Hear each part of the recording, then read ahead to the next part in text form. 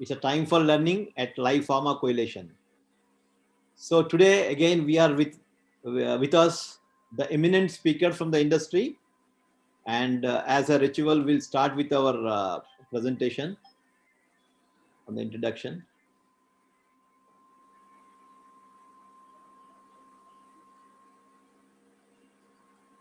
So it's a pleasure to introduce to welcome you all to this online discussion forum.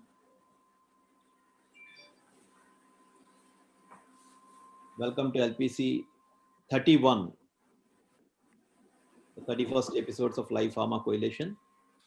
And as a disclaimer, LPC is a non-profit initiative having no commercial intent, and the views expressed by the speakers, our panelists, and the moderator is their individual, and their opinion is based on their experience and nothing to do with their either organizations or Live Pharma Coalition. And we all know that we have been successful because of the people's strength. So we'd like to facilitate all the people who were active in LPC 30. So congratulations, Prafulla Kumar, Madhuri Doshi, Devabrata Mujumdar, Raman Bhatt, E.C. Nasir, Rakesh Kumar P, Kiran Verma, Yash SP, Nasiruddin Chisti, Niladri Das, Goyal Vishal Goyani, A. Sudhir, Som Prakash Datta, Kanwaljit Singh Chopra. So thank you guys. It's all you made more interesting and more active because of your participation. So coming to our today's episode, I would like to invite my co-moderator, Vinod Vaswani, to introduce the speakers. Thank you, ICS. Good morning once again to YouTube and Facebook live audience, which is there. As rightly said by my colleague ICS, this LPC platform, which is there, is created. One is because of our speakers, and second is because of you. Not only live audience, but also those who view recording link. Just to share some statistics, last LPC 30, we had more than 6,000 viewership reach on Facebook. And our LPC 29 has achieved again last 2 weeks May on a YouTube more than 500 views. So this is all because of you. You not only watch us live, but also share the recording link. Today also with us, we have our 3 speakers who are from a different backgrounds. And fortunately, all 3 are coach. So we have one from an army background, Colonel Ajay Kotwal, who has become a coach after serving to our army. Second speaker with us is Mr. Pankaj Srivastav. Pankaj Srivastav grew in the pharmaceutical career, reached to the pinnacle of his career, and then has now become a coach. And the third speaker is Meenakshi Iyer. She is a ICF certified life and executive coach. So welcome to all the 3 speakers, and thank you very much for sparing your valuable time on Sunday. With this, we will go first on the topics. Today's topics are very, very interesting and something different along with our speakers. The first topic from Colonel Ajay is on offense is the best defense. So coming to you, Ajay ji, what would you like to share on this topic? So this topic is basically like we have the pharma fraternity on the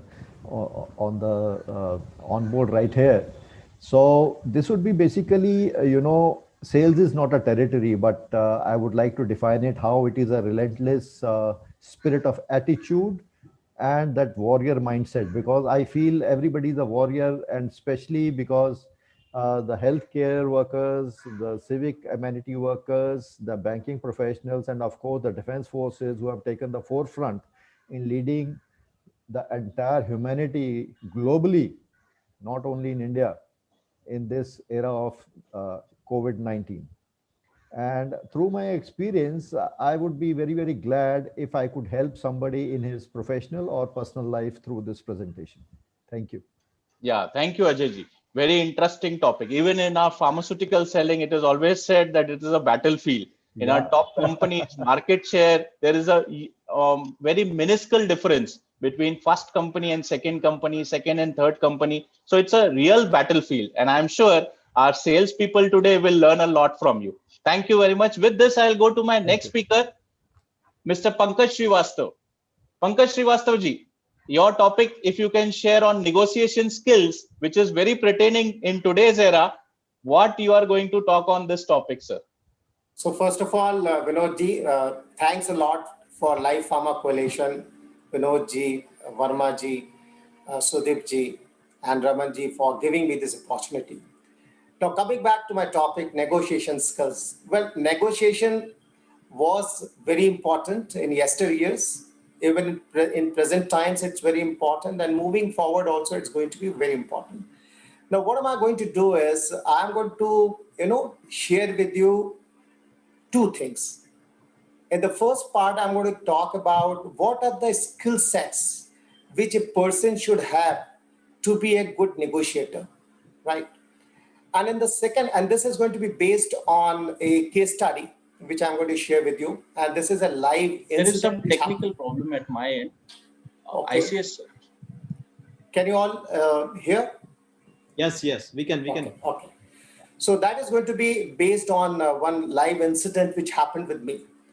And in the second part, I'm going to share some main concepts which are there in the negotiation skills, which if one understands clearly, that is going to be a guiding factor whenever he goes for the negotiation. So these are the things what I'm going to share. Awesome, sir. Thank you very much. So now I would like to go to Meenakshi Iyer for sharing her thoughts on the topic. Namaste to everyone. Thank you so much, LPC, for giving this wonderful opportunity. And I think this is a wonderful combination today where Ajay ji is going to talk about warrior and Pankaj ji is going to talk about the skills. So it is going to be attitude skill and I am going to talk something about your mindset. So today it's going to be a wonderful combination of topics and I hope really this will be highly beneficial to the pharma people especially. Because I used to think every time that pharma selling is the toughest selling, wherein your clients are far superior than you, they are knowledgeable than us. So wherein they have got a lot of pressures. It's not like other. So today is going to be really a virtual treat and knowledge series for everyone. Thank you so much once again. Great, awesome. And along with us, we have Sudeep Bhaumik, one of our very, consistent participant. And today he will be hosting us, he will be helping us in identifying the questions from Facebook and YouTube. So welcome, Sudeep, to the panel. Yeah. So with this, let me introduce our first speaker. So Ajay sir. So Colonel Ajay Kotwal, an Indian Army veteran, brings a rare blend of experience in both Indian military and corporate leadership experience, spanning over 3 decades. So he is a certified life and executive coach, corporate leadership trainer, and a motivational speaker. He runs certificate a center of excellence that he built as his passion to help corporate professionals with customized self-transformation online courses, executive coaching, training, and consulting. He has also worked with companies for improving company culture, leadership facilitation, strategic advice, and customized training intervention that leverage best practices of the Army as relevant to their specific environment. He is based out of Mumbai and easily accessible through his phone and email ID we'll be sharing. And he will be today talking on a very contemporary issue of overcoming the challenges and pressures that have adversely impacted the professionals in the current world scenario. The topic of his presentation is offense is the best form of defense. Sales is not a territory, but a relentless spirit of adventure and a warrior mindset. So with this, I would like to invite Ajay sir. Thank you very much, sir. Over to you. Yeah. Sorry for a technical glitch. I was disconnected for a few seconds. I've come back. Yes, Ajay sir, you can share it.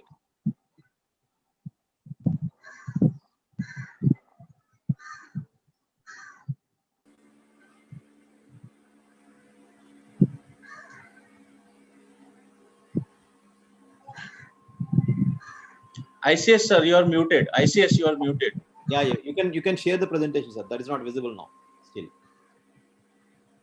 click on the share. So is my presentation visible now? Not visible. No.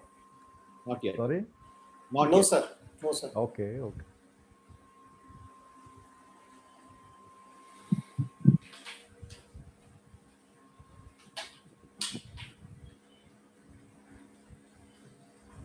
Yeah.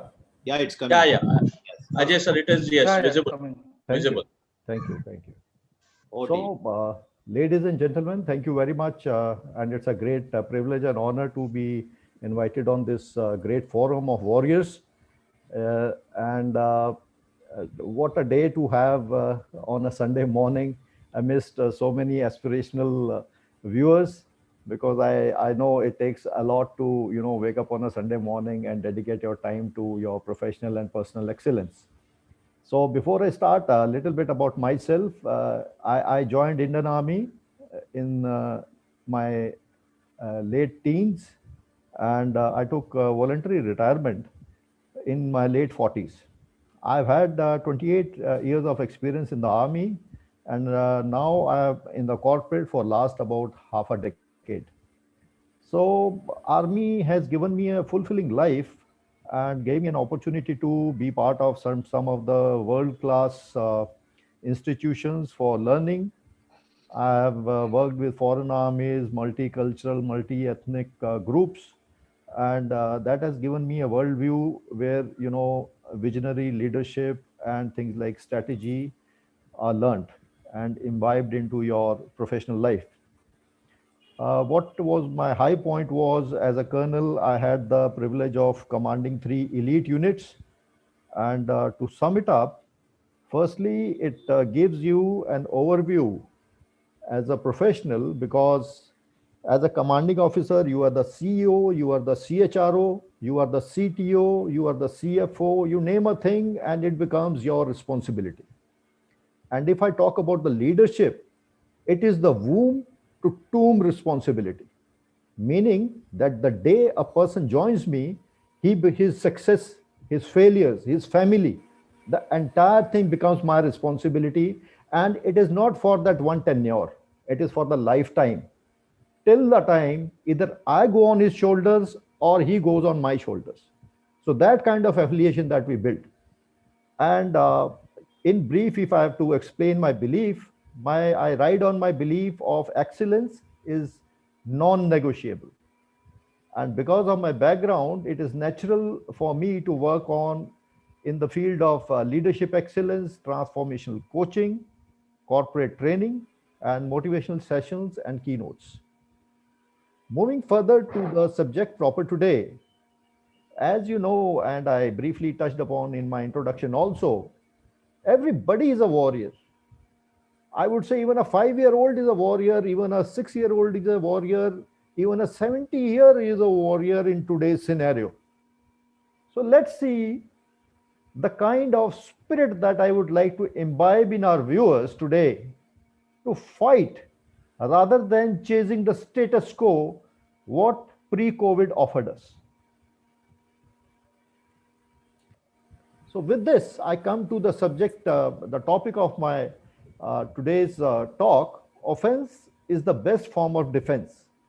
Now, if I share with you the one-line mission of any army in the world, the mission is very simple and straight. And it says to defend the territorial integrity of my nation. Hindi में हम बोलते हैं हम अपने देश पर आंच नहीं आने देंगे. Simple, straight. Nothing much to say about it. But normally people get into a sphere where they start thinking defend. That means we have to be in defense. So let's explore this further. And to explore this, let me take you inside the military mindset. And the person, the gentleman in the center, you would have recognized him. He is Field Marshal Sam Manokshaw, the hero of our 1971 war. Let me explain to you briefly as to what in offense or a defense involve. Let's assume this black line is the international border. This is the enemy side where there are two companies deployed, these two white blobs, and this blob is on my side. For a moment, think that enemy has decided to attack me. These red arrows, take them as enemy columns advancing towards me. So what the offender is trying to do, he has taken the initiative. He has chosen the time and place of attack. Right now, logically speaking, the momentum is with the enemy. The design of battle is with the enemy. Let's move ahead. Seeing the enemy, sensing that act, what have I done? I have strengthened my defenses. Maybe I have put some barbed wires here, I have put some minefields here. So that is how I have strengthened it. I have again redeployed my weapons in the direction that I am expecting the enemy.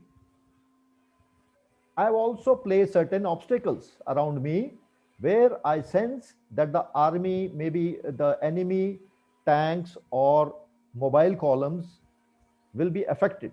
I'll deny him some roads, I'll deny him free access basically. But the enemy will keep charging on. And what will happen? He will attack me. And alongside, he would also like to explore more possibilities around me, get into the depth areas, try and capture more territory. Now what has happened? Let's compare the defender and the attacker. First and the foremost, also the logical outcome is reactive versus proactive. The attacker is proactive. He has got the initiative on his side, momentum on his side, place, time, his mission, everything is on his side. And what is the defender doing? Defender is defending or reacting to the attacker in the best possible manner he can, along with whatever resources they have, whatever mindset they have. Second, what has happened? The defender is holding, he is fixed, whereas the enemy is advancing. They are exploring more. They are going and trying to capture more and more territory, create some further options for themselves, create moral ascendancy on you, do a lot of damage to you in your name, to your army, and all those things are part of this attack. When we talk about attack, there are a lot of tangibles and intangibles involved. And what is the end result? End result is the defender takes it as a win if he can retain. I have been able to retain this post, so that is my victory. And what is the attacker gaining? Attacker has gained a lot of territory. It has gained a future for itself. It has gained a name for itself on the international fora. It has realigned the international border. So that is how an attacker or retainer, I beg your pardon, correction, or the defender justify their existence or their operations. Let's move forward and let me put this entire thing into a perspective as to how and why the offensive mindset can turn the tables on the attacker even when you are a defender. And for this, I could not think of an example more than the Battle of Longewala, which was fought on 4th of December 1971. Now, as you are aware, in 1971, India's basic interest was liberation of East Pakistan, which is now recognized as Bangladesh. And what was in the mind of Pakistanis? Pakistanis thought and they knew they will not be very effective in defending East Pakistan because of the distance involved, because of the resources involved, and because of basic uh, entire situation being in the favor of India. So they thought, why not attack India on the western borders? And whatever territory they can gain, they will bargain it on the negotiating table once the results are settled and the war is settled. So that was the aim of Pakistanis. With that aim, in our Thar desert, and if you have heard places called Jaisalmer, so Longewala is a small now township, that time village, located near Jaisalmer. So let's see how the battle unfolded. So what had happened, again, like I have told you, assume this is the international border. This is our side. This is the enemy side. These are the two companies deployed on their side. These are the obstacles they have laid because it's a war time. So they have put the obstacles. Similarly, we have also put obstacles. And this is a BSF post. BSF posts are basically just hugging the borders where they keep passing the information about the enemy. So this was somewhere around 2nd or 3rd of December 1971. So what happened? Hostilities were imminent, and somehow we got information that there is a probability of an attack. So what the company commander here did, a company will have normally 120 people. They will have some anti-tank weapons, about 6 of them. They will have 3-4 vehicles.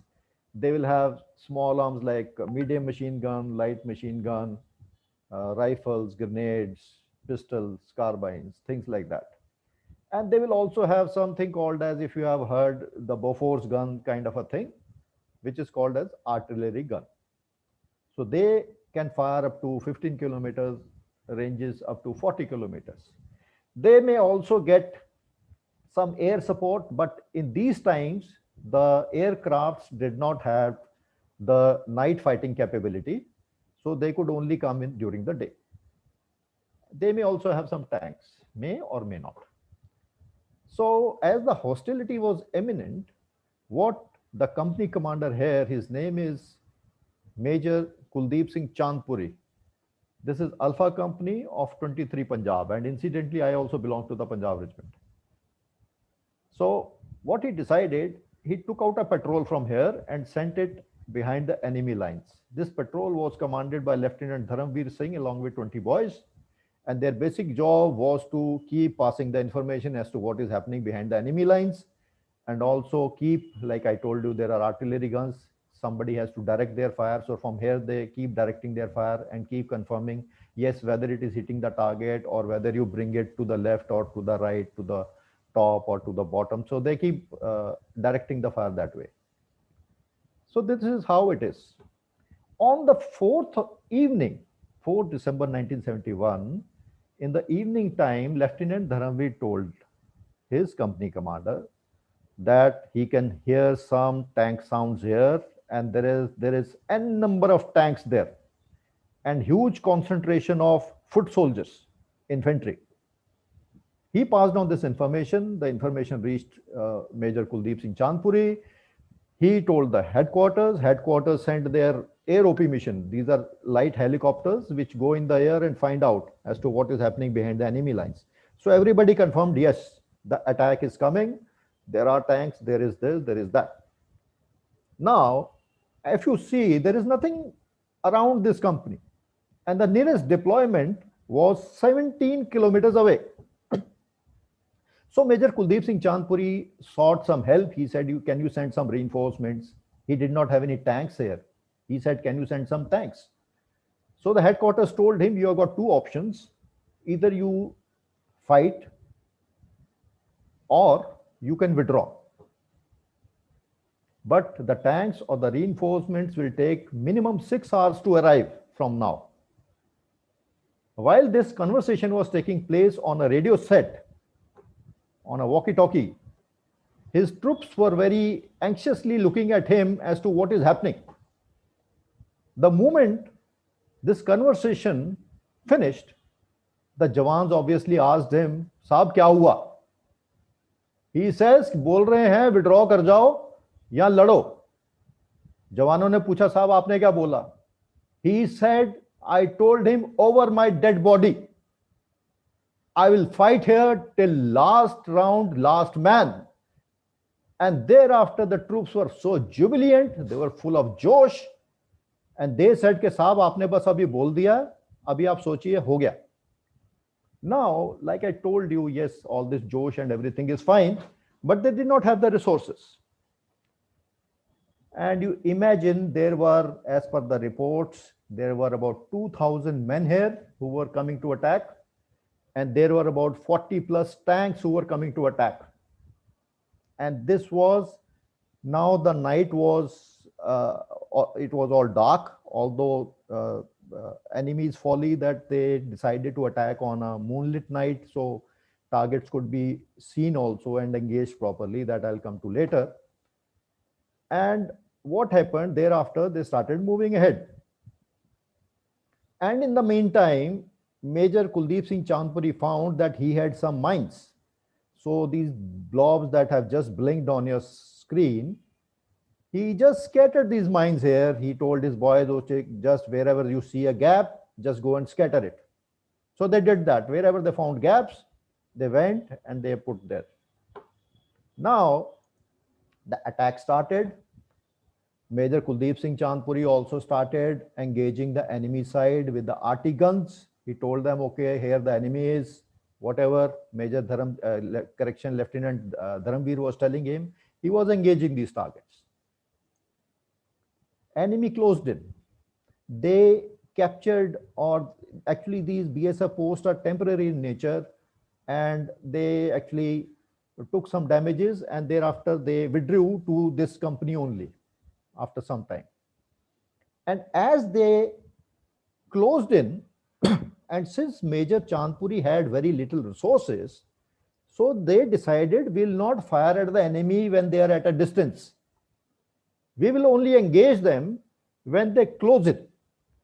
And the distance that they chose was just about 40 to 50 meters. You imagine 40 to 50 meters from the post, and the enemy is coming firing at you.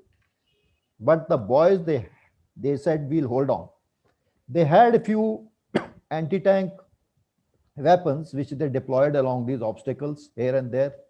And most of the boys, they decided to come out of the defenses and fight the enemy.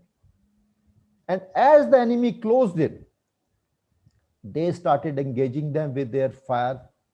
Their foot soldiers were engaged with rifles, with grenades. Their tanks were engaged with our anti-tank weapons. We have got something called as RCL gun, which is mounted on a jeep, and from there you fire. You have handheld rocket launchers. Those were fired. Lot of enemy tanks got embroiled in these obstacles here, and they took it. Maybe the entire area is mined. They could not even guess as to what Major Kuldeep Singh Chandpuri has planned for them.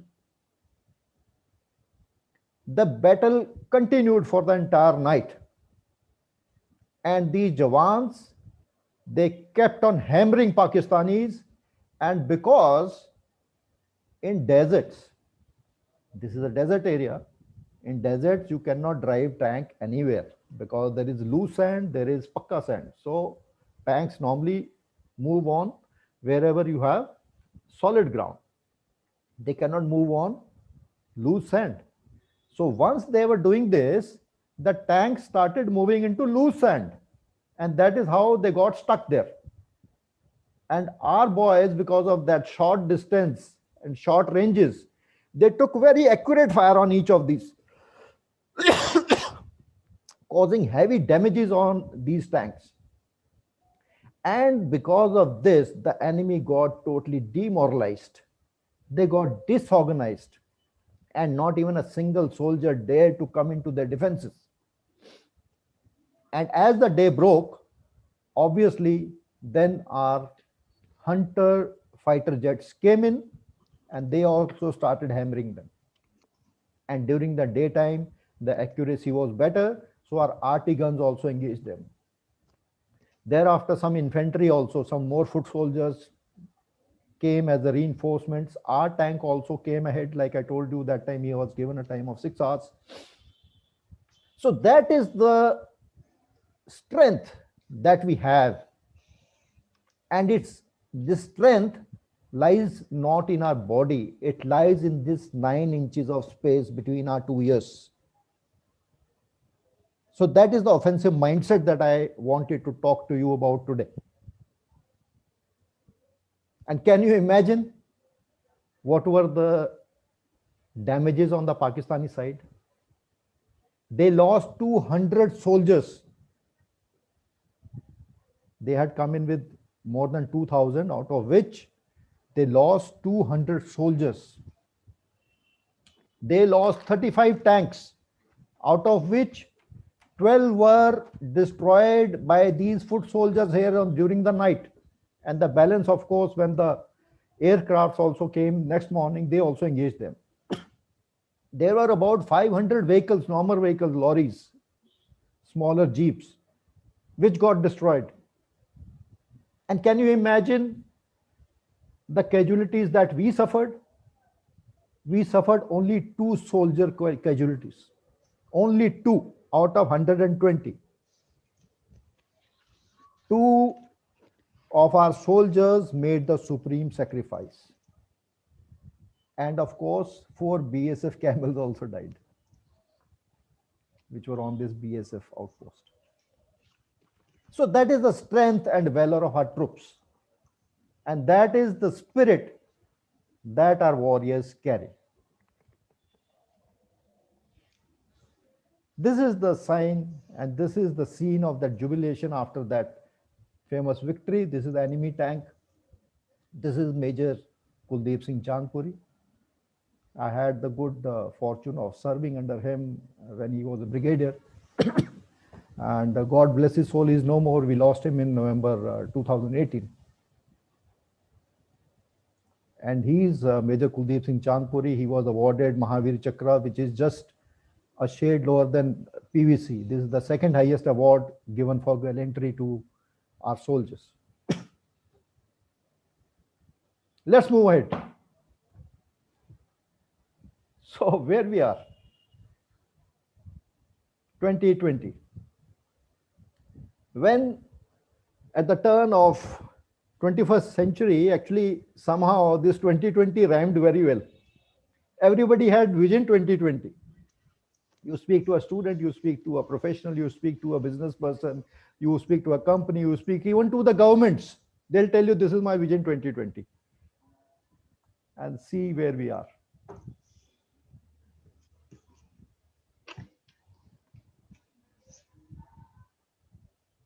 So the lesson that I would like to draw today out of my experiences in the army and now in the corporate, the warrior sense is not very different. The challenges lie in our daily living. Yes, soldier does a particular job. The pharma people do their own job, although they are in the background. The lesser recognized heroes, I would say, the governments are doing their own job, and so on and so forth. But what is there today and what is going to stay with us for future? First is unpredictability. The life has become unpredictable today, and it is going to become more unpredictable tomorrow.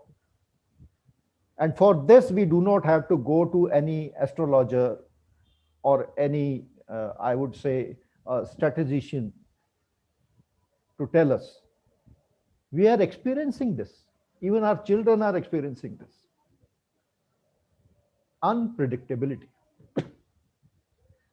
The situation is going to change very, very rapidly. And we have to invite it. Okay, come, देख लेते हैं तेरे को, करो क्या करना है. Welcome that unpredictability. Be open to unpredictability. Don't freeze in the face of unpredictability. Technology, innovation, they are going to play their role. The next is novelty. Everyone is chasing a novel idea. That is how the disruptions are taking place. And it is hats off to somebody's courage to implement the idea that he has created in his or her mind. Who thought that someday the Indian army would be fighting terrorists in Taj Mahal Hotel in Bombay? It was a very novel idea. We do not have customized weapons. We do not have customized wherewithal stationed in Taj Hotel to fight this kind of attack. So novelty is going to be the order of the day. Sorry, I have some irritation in my throat, so that's why I'm stopping in between. Beg your pardon on that. So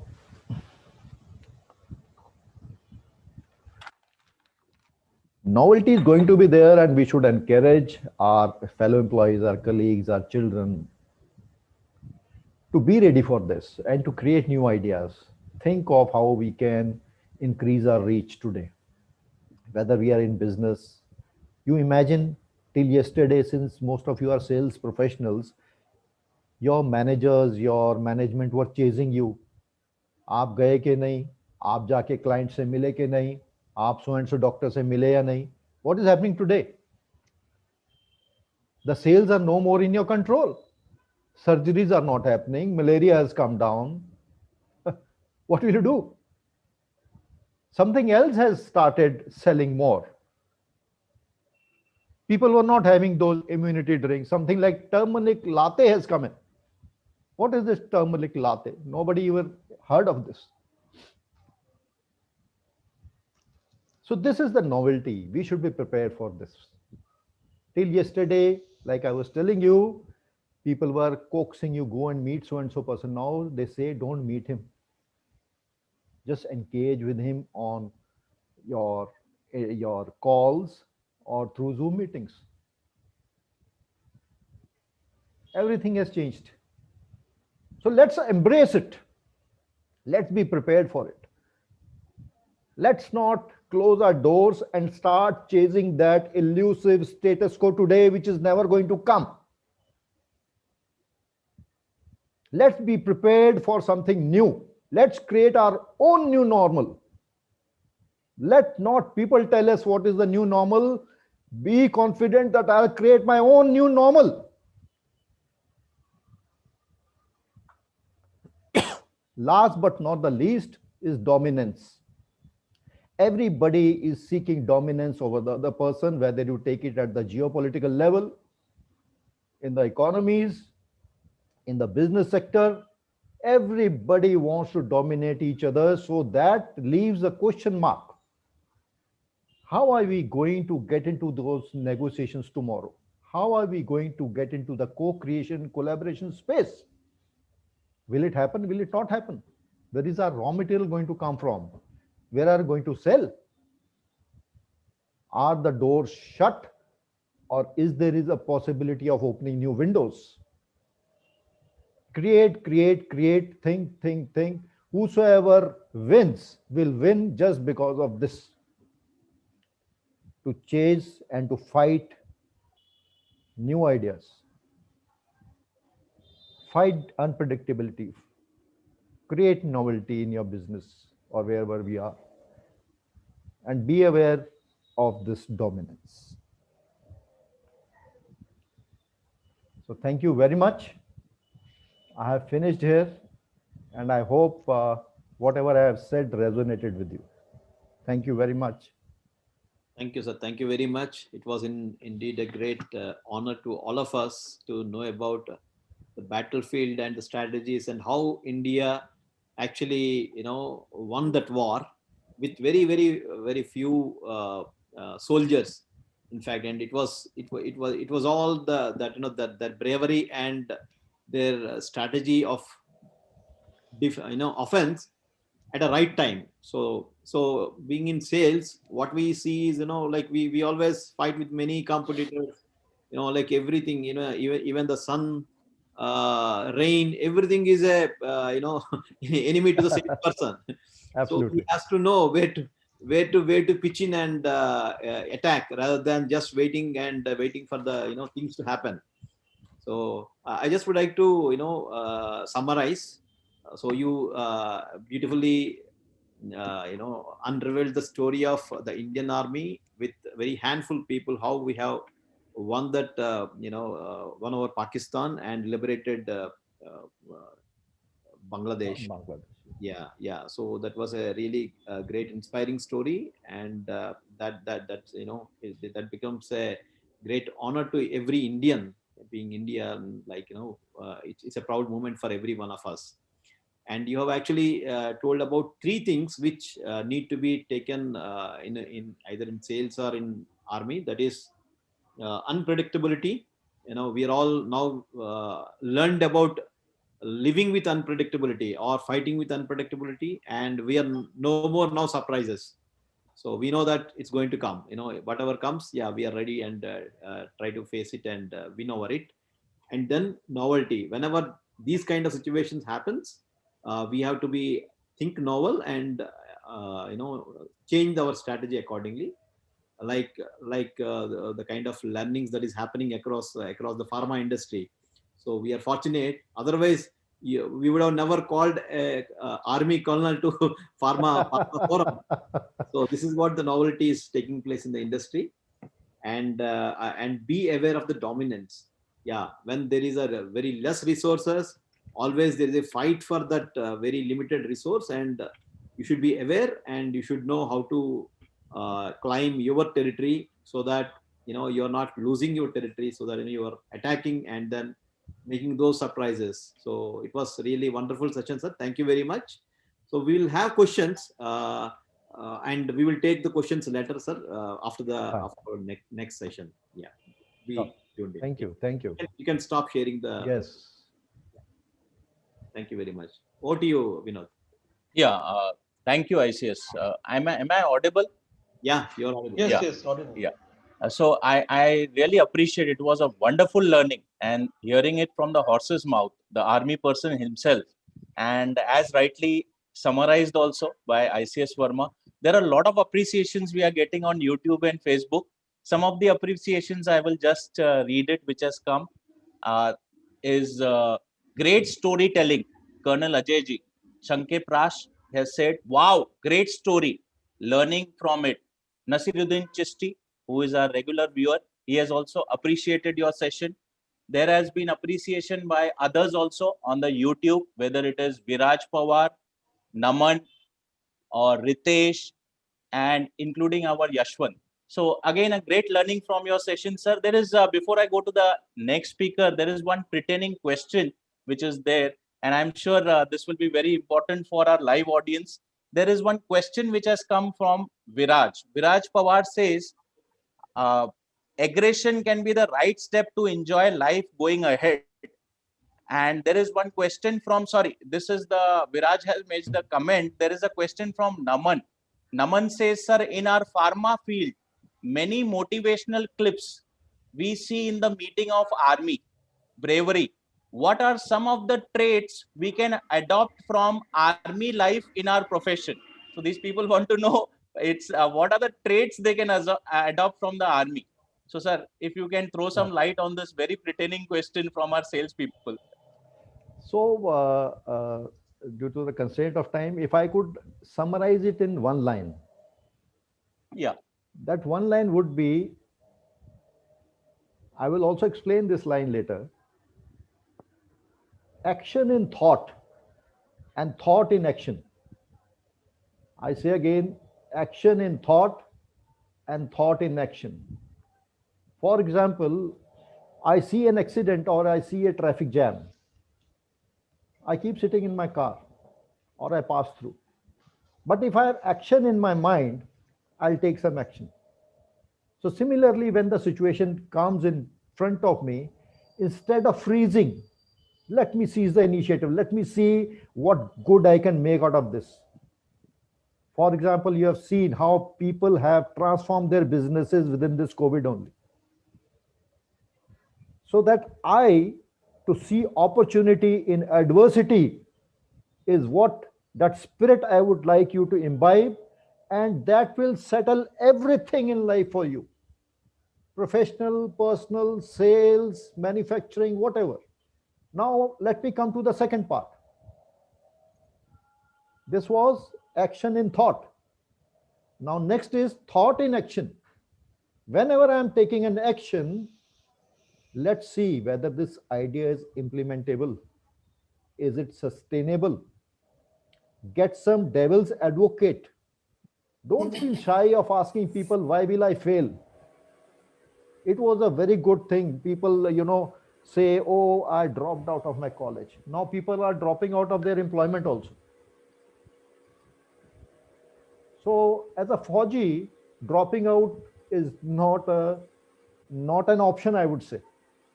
It is to bang on, get what you want to get. And before that, prepare well, see your options well, and take that plan to the culmination. And thereafter, you must celebrate also. Thank you. Well said, sir. Well said. And very powerful words you have given. Unpredictability is everywhere. There is unpredictability. Even after COVID, there will be unpredictability, Yes. especially when you are working in the corporate life. Yes. You have to be novel. Novelty is an edge which cannot be copied any of the technological advancement. Creativity is something which cannot be copied by technology. And dominance. With your creativity, you can achieve dominance also. So well said, sir. Huge learning from your session, and our audiences have enjoyed it. Thank you very much. Be with us. We will be Yes. taking up further questions as they Yes. come. With this, we will go to our next Sir. speaker, Thank you. Pankaj Srivastav ji. Sir, you can share your presentation. Just share your slides. Yes. Yeah. So to talk about Pankaj sir, Mr. Pankaj Srivastav has an industry experience of 37 years, out of which he has worked 33 years in Sanofi and MSD, and worked in sales, marketing, training. Last assignment was a general manager, training and business development with Shield Healthcare. And sir is a master trainer from NSDC, blockchain and ISTD. So a lot of certifications. Conducted more than 60 soft skill sessions with doctors, especially endocrinologists and diabetologists.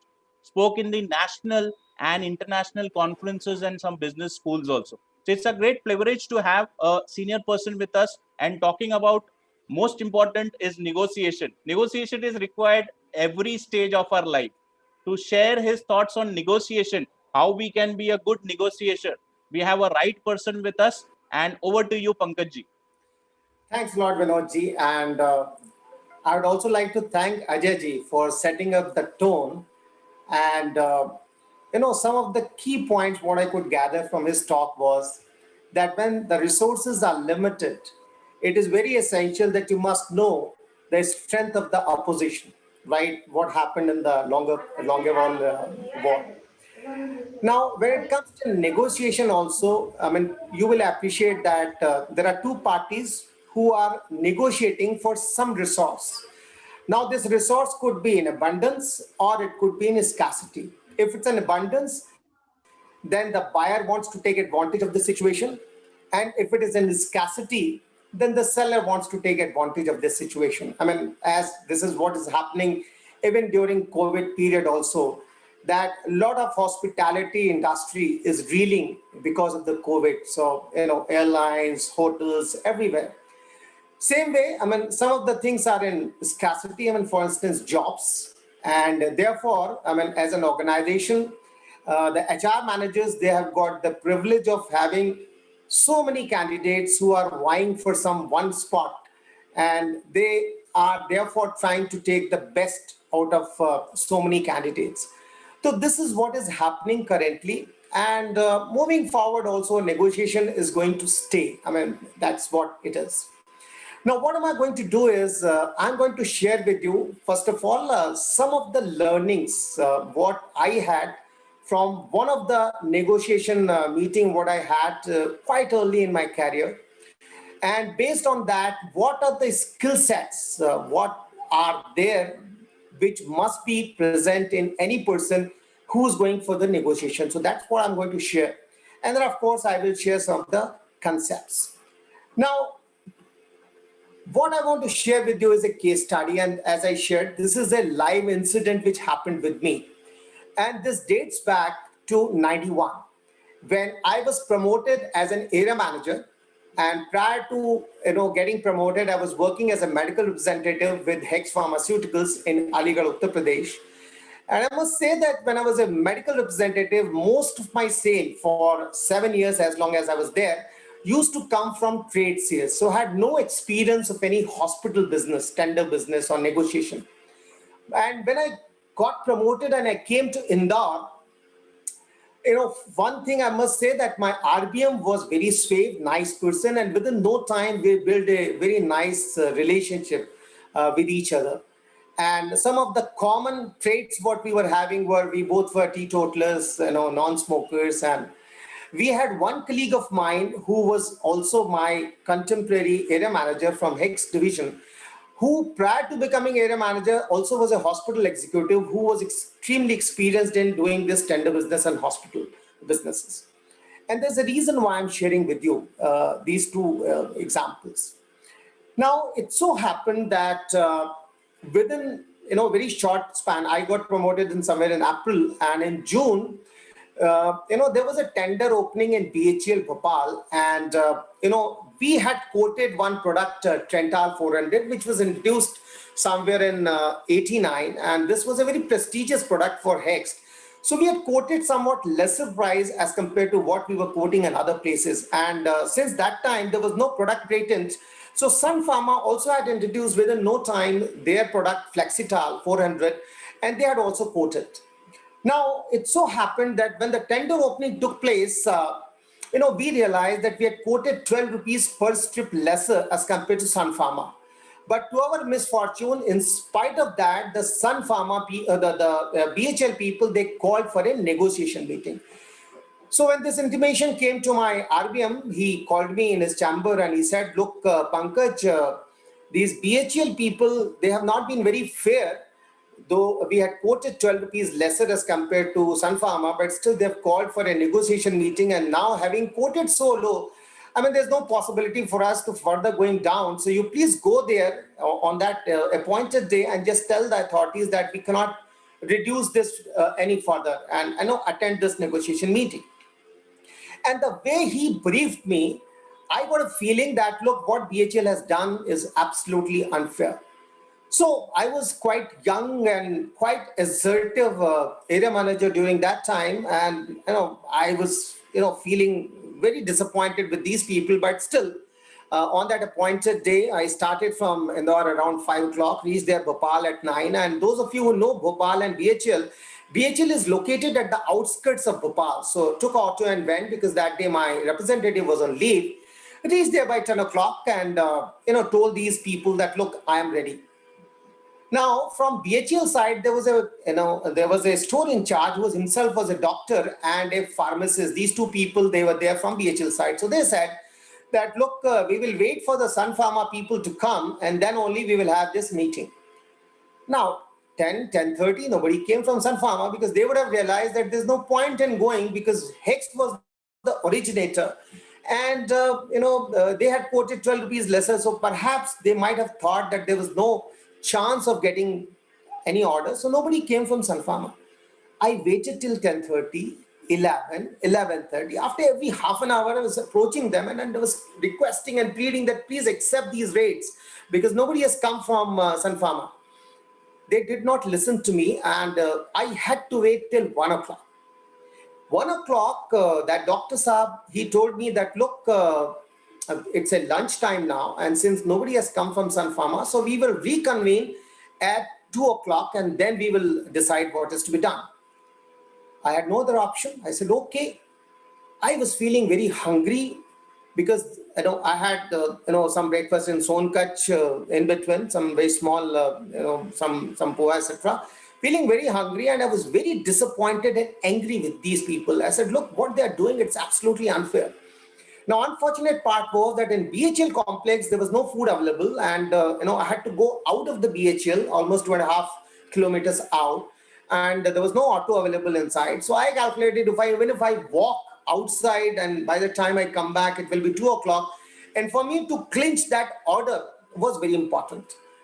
But I was spewing fire because of the behavior of these people, and when at 2 o'clock we reconvened, I was so upset with them that I told them that, sir, since you have called for a negotiation meeting, that means that previous order, price is null and void. So I want to revise the rates, and I want to revise upward. So they said, what do you want? I said, I want to revise the rate upwards. He said, you shouldn't do that. I said, why I should not do that? Because when I had quoted almost 12 rupees per strip lesser, and I came at 10 o'clock, you did not listen to me, and 10 o'clock was the appointed time. You should have stuck to that. And when Sun Pharma people, they have not come, you have made me wait till 1 o'clock. So now I want to revise the rate so that at least my company gains something out of it. Though they were pleading, but I revised the rate 6 rupees upwards, closed that envelope, put that in that tender box, and came back to Indore. Happily that at least I have reduced that deficit of 12 rupees up to 6 rupees. I was personally very happy. That company will be very happy, and I'll get some accolades from my RBM. Next day morning, leisurely I went to office around 11 o'clock. On seeing me, my RBM called me inside and he said, why did you do that? I said, what? He said, why did you increase the rate? I said, sir, I reached at 10 o'clock. I waited till 1 and they were not listening to me. So I increased the rate so that at least the company is benefited. He said, no, what has happened? The superintendent of that hospital, BHL, he has phoned up and he has told that the DGM BHL has transferred this store in charge, the doctor as well as pharmacist, with immediate effect, and they may institute some inquiry because they are thinking that these two people, they have connived with the Hext, and in the garb of negotiation meeting, they have allowed you to jack up the rates. So this is what has happened, and he was very upset, and he said, I will cancel all the other orders what Hext has been getting. So now he said that under the circumstances, I'll have to accept the same rate what we had quoted earlier. And of course, there were many other discussions which were there. So this is the case study. Now, all that, whatever I did, actually boomeranged on me, and my boss was a little unhappy, and the BHL authorities, they were very unhappy. For next 3 months, they didn't allow me to visit that superintendent, and then slowly and steadily, of course, we could patch up. Now, this is the case study which I wanted to share. So what are the learnings out of it? Because I must tell you, the next 19 years, as long as I was a people manager, this was the guiding force for me to go for any other negotiation meeting. And subsequent to that, of course, in most of the negotiation meetings, I was quite successful. So the learnings are, friends, like this. First learning is that if you are going for any negotiation meeting, you have to control on your emotions. There is no place for getting angry, right? You have, in case you are little low in your emotional intelligence, you have to work on this. At least you need to have that self-awareness that what are the trigger points on which I lose my control. And in case you are getting angry, agitated, take a break, go out of the negotiation meeting. Once you are absolutely fine, again reconvene and negotiate. Because if you are going to be angry, and if there is an amygdala hijack where you are not able to have a very rational thinking, you are going to lose out and commit the mistakes what I did, because I was very hungry. I was very angry also with these people. And because of that, I took that decision. So that's the first learning which I want to share. The second learning is that whenever you are going for any negotiation meeting, you must be very, very clear about your authority, what you can do, what you cannot do. Maybe, I mean, my boss should have even further reinforced on this point that, you have to only tell that we cannot reduce any further. That's it. Your role is only that much. And even if the Sun Pharma people, they come and they reduce even 1 rupee lesser than what we have quoted, you say, sir, thank you, I can't do anything. But that sort of perhaps clarity was not there, and because of which I exceeded my authority. I was not supposed to increase the rate, but I did that. So you need to know your authority very, very clearly whenever you are going for any negotiation meeting. The third learning is right person to be chosen. Right now, I had my counterpart who had done this hospital business in past. I mean, I later on felt that at least he should have accompanied me for this negotiation meeting because the stakes were very high, right? Now, why perhaps my boss chose me? One, of course, the product belonged to my division, one. Two, because perhaps he had some sort of liking, which I was able to develop. And because of that, perhaps he had sent me. But I later on realized that, look, I was perhaps the wrong pick. I mean, either my counterpart should have gone or he should have accompanied me. So if you have to send someone for any negotiation meeting without any emotions, you have to decide the right person to be sent. So as we quite often say now, you have to have the right person for the right job. That is what you need to decide. The fourth thing is you must anticipate situation. I mean, ideally speaking, we should have done some brainstorming, right? What could be the possible scenarios? So if we had done this brainstorming beforehand, before I had gone, maybe this I would have, perceived that, look, in case nobody comes from Sun Pharma, then what is to be done? And then, of course, my boss would have told that, look, in that case, you simply say, fine, you accept this and you come out. Or at least you should have come, I should have come back. Since nobody has come from the other side, 10 o'clock was the time given. I waited till 1 o'clock and I should have come back. But then we were not able to anticipate situation, and that's why this problem occurred. So we need to anticipate the situation. We also need to have holistic approach. Now, when I was actually talking to these people, I had only one product in my mind for which I was responsible. But then BHL people, they were purchasing a lot of other items from Hex. Now, I was not having that holistic approach that because of my action, what can happen? Because if these BHL people, they get angry, then obviously they could have cancelled those orders. Now, because I was not having that holistic approach, I was not able to think about it. And, that is one learning, again, which I got from this incident, that look, you need to have a holistic approach. So even if you have to lose this, at least you have to see the overarching benefit, what your organization is going to get. And lastly, you have to separate personal issues from negotiating issues. What were my personal issues? Personal issues were, I was angry, I was hungry, all these things were there. But when you're going for the negotiation meeting, you have to be calm, quiet. You have to see how best I can gain out of this situation. So these are some of the learnings which I would like to share with you all whenever you're going for any negotiation meeting. Now I want to share 4 concepts with you, which are very, very important for any negotiator. First concept is known as BATNA.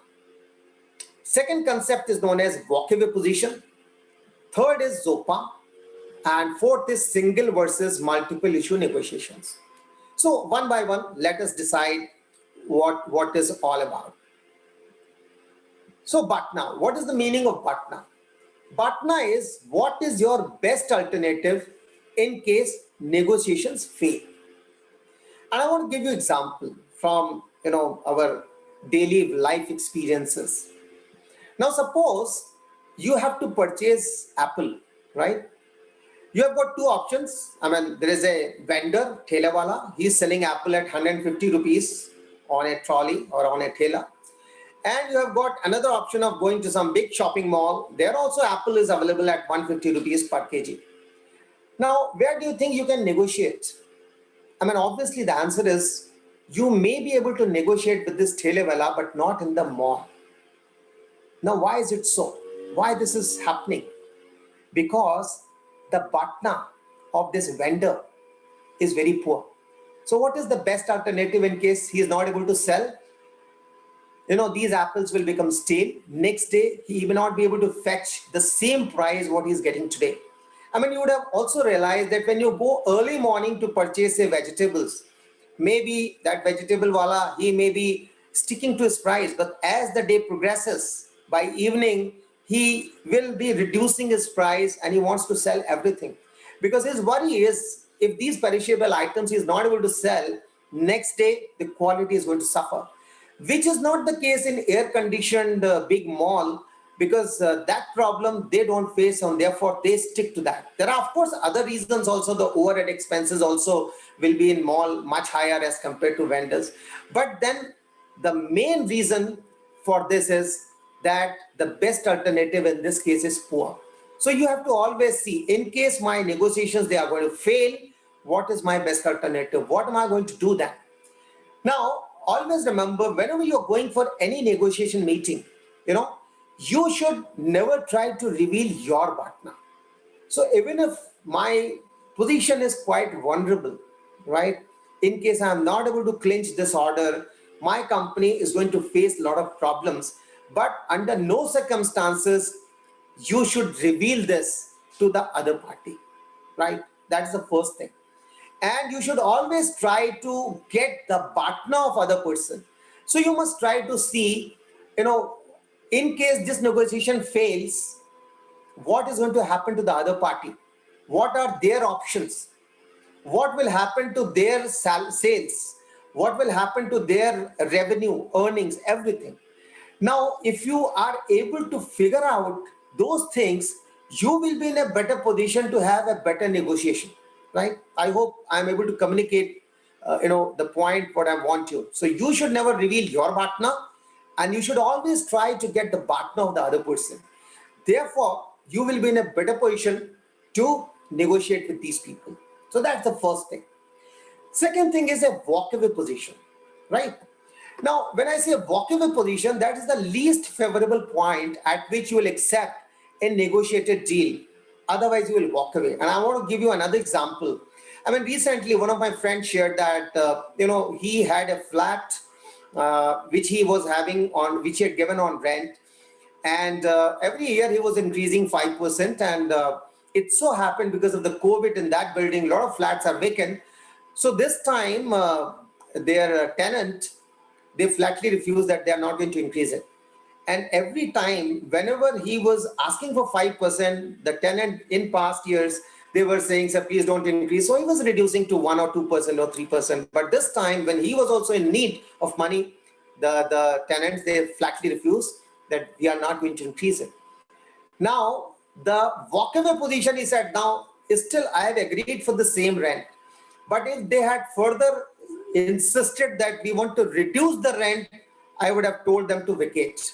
And that is what if they were saying, that if you are going to insist for any raise, we will move on to some other flat. And then, of course, he did his calculation, mental calculation, that those flats which were there, they were much bigger flats than his flat, but still they were offering at a rent which was lesser than what he was getting. So he calculated 2 months, these flats are vacant. Even if my flat is vacant for 1 month, I'm going to lose out some 27,000 rupees plus 4,000 on maintenance, etc. So he calculated that I was asking a raise of say 1,500 rupees per month, in a year 18,000 rupees. So still, this is a better deal rather than keeping my flat vacant for even 1 month, whereas the other flats were vacant for last 2 months. So under these circumstances, after evaluating this, he said, okay, fine, let me go ahead with this. But then he was very clear about that walkaway position, that if they had insisted to further reduce it, he would have said that please vacate it. So you need to be very, very clear in any negotiation, what is your walkaway position, right? Third thing is the ZOPA. ZOPA means what is the zone of possible agreement. And the example what I'd like to give is, suppose you are going to purchase a fridge and the shopkeeper, he has put the price as say 40,000 and you have got your money as 50,000. So mentally you are prepared that up to 50,000, even if I get a good fridge, I will purchase. Now the chances are this business will take place, right? because the 10,000 is the difference towards the positive side where you have got the surplus money. But if you conversely reverse this, if the seller wants to sell at 50,000 and you have got only 40,000 as your amount, business is not going to take place. So again, whenever you are going for any negotiation meeting, if you know exactly what is the ZOPA, like for instance, if any machine I want to purchase, say CT scan machine, if that CT scan machine is costing 22 lakhs and I have got a budget of 1.5 lakhs, there's no point even in approaching for that, right?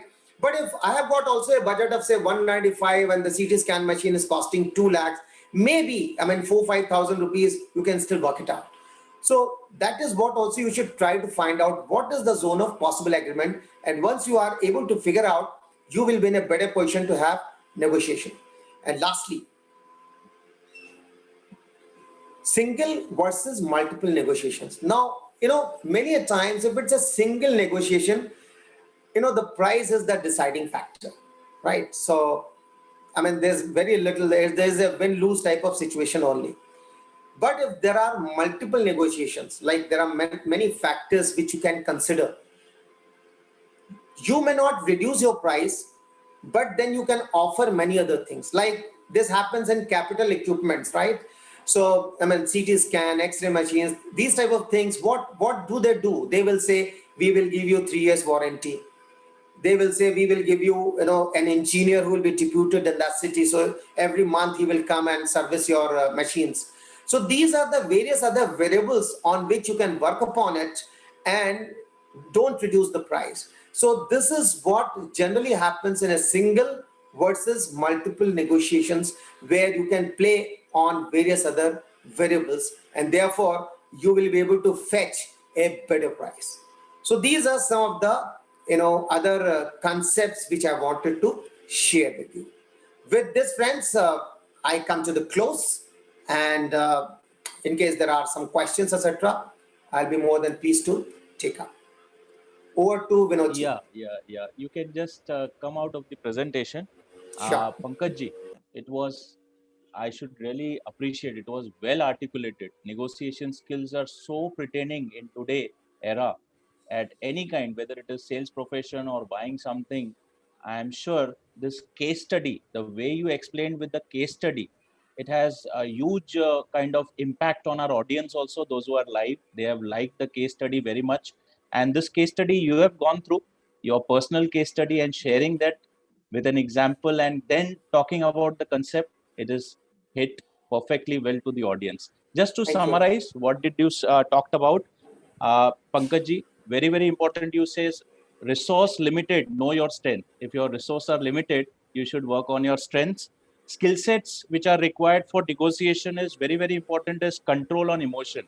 This is the foremost important. Knowing your authority, that is there. Right person to be chosen. Anticipate situation. Most of the times what happens is we don't anticipate situations and try to negotiate. Having holistic approach, separate personal issue from negotiation issue. Especially you gave an apt example of yourself, whether you were feeling hungry, and at that time you should separate your personal issues. Concept of negotiation is also well appreciated by our live audience. You talked about Batna, which is your best alternative case. You gave an example of an Apple seller, walkaway position, Zopa, and single versus multiple negotiation. It was to the point and with a lot of meaning. Just to take some of the appreciations which have come on YouTube and Facebook, there is Ritesh Sharma who has liked your session. Concise and well built pointers. He says, Mahesh Babu, amazing presentation, sir. So he has well appreciated your presentation. Senthil has liked your case study. Senthil says, perfect case study on negotiation skill. There is again Ritesh Sharma. He says, perfect case study to start negotiation skill session.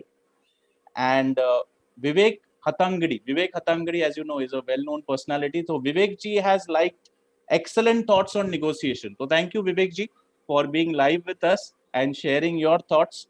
And we have again on some information has come on Facebook, which is there. Arumurgan, he has liked it. Sunil Malkani, I know personally also. He was my colleague in Sun Pharma. He's a general manager, Sun Pharma. He says, do not act when you are angry and hungry. And Sunil Malkani has also made a point which he says that do not increase rate without consulting boss. So you need to consult boss before increasing your rate. Devabrata Muzumdar, he has appreciated. Nasiruddin Chisti, Satish. So thank you, live audience. Continue being live with us. We have one more session which is there, or one more speaker to come up. With this, I will go to my guest panelist. As you know, today we have a guest panelist with us, Sudeep Baumik. Sudeep Baumik again has got an opportunity to be on a live pharma coalition for the first time. And congratulations, Sudeep. You are one of the, I should say, a top fan of live pharma coalition.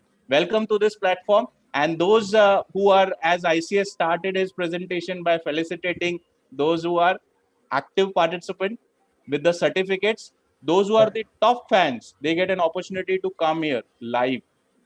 As you can see, one such example is Sudeep Baumik, who is a RSM with Renault Pharma. So welcome, Sudeep, and over to you. Thank you, sir, for giving me the opportunity. Thank you, myself, Ramon sir, Ramon Marquez sir, and Dr. Mishra sir. I'm really thrilled to be a part of this LPC for a long time, and today I came as a live. And I know Meenakshi madam, I done the Meenakshi class also earlier, so it is a great opportunity for me to introduce Meenakshi madam. Before that, I just want to congratulate Colonel Ajay Kotwal and Pankaj Srivastava sir for their excellent briefing and the sessions. So, if you permit, sir, I will introduce Meenakshi madam because Meenakshi madam is a well-known figure in our pharma industry. But as his qualification, madam is a postgraduate in Master of Corporate Secretaryship. Madam having a sales experience in pharma and wellness for 16 years, and he is an importer of the skincare brands from UK and certified live and executive coach and NLP practitioner. This is a neuro-linguistic practitioner, and madam is a sales mindset coach and focused on pharma industry professionals, especially the team. So over to Meenakshi madam. Thank you so much, Sudeep, for the wonderful introduction given to me. And I think, Varmaji, can I share my presentation? Yeah.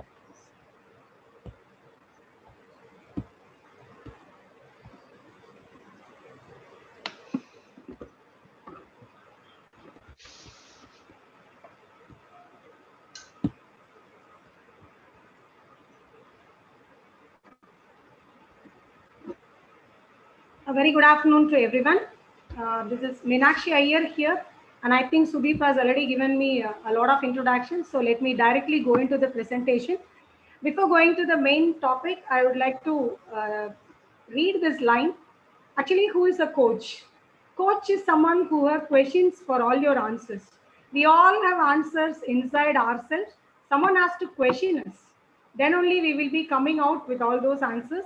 As I used to say every time, everybody is resourceful, everybody is knowledgeable, but someone has to give them the right questions so that they come out with the right answers.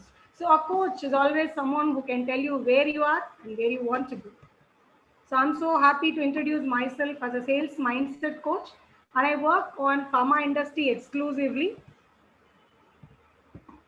So this is going to be my core topic. Sales is much more than a number game. And this picture is exclusively dedicated to all the sales professionals globally. They are not only selling, they do a lot other work. They need to do a lot of things. And my core topic is they need to have a right mindset. So that is what I'm going to discuss.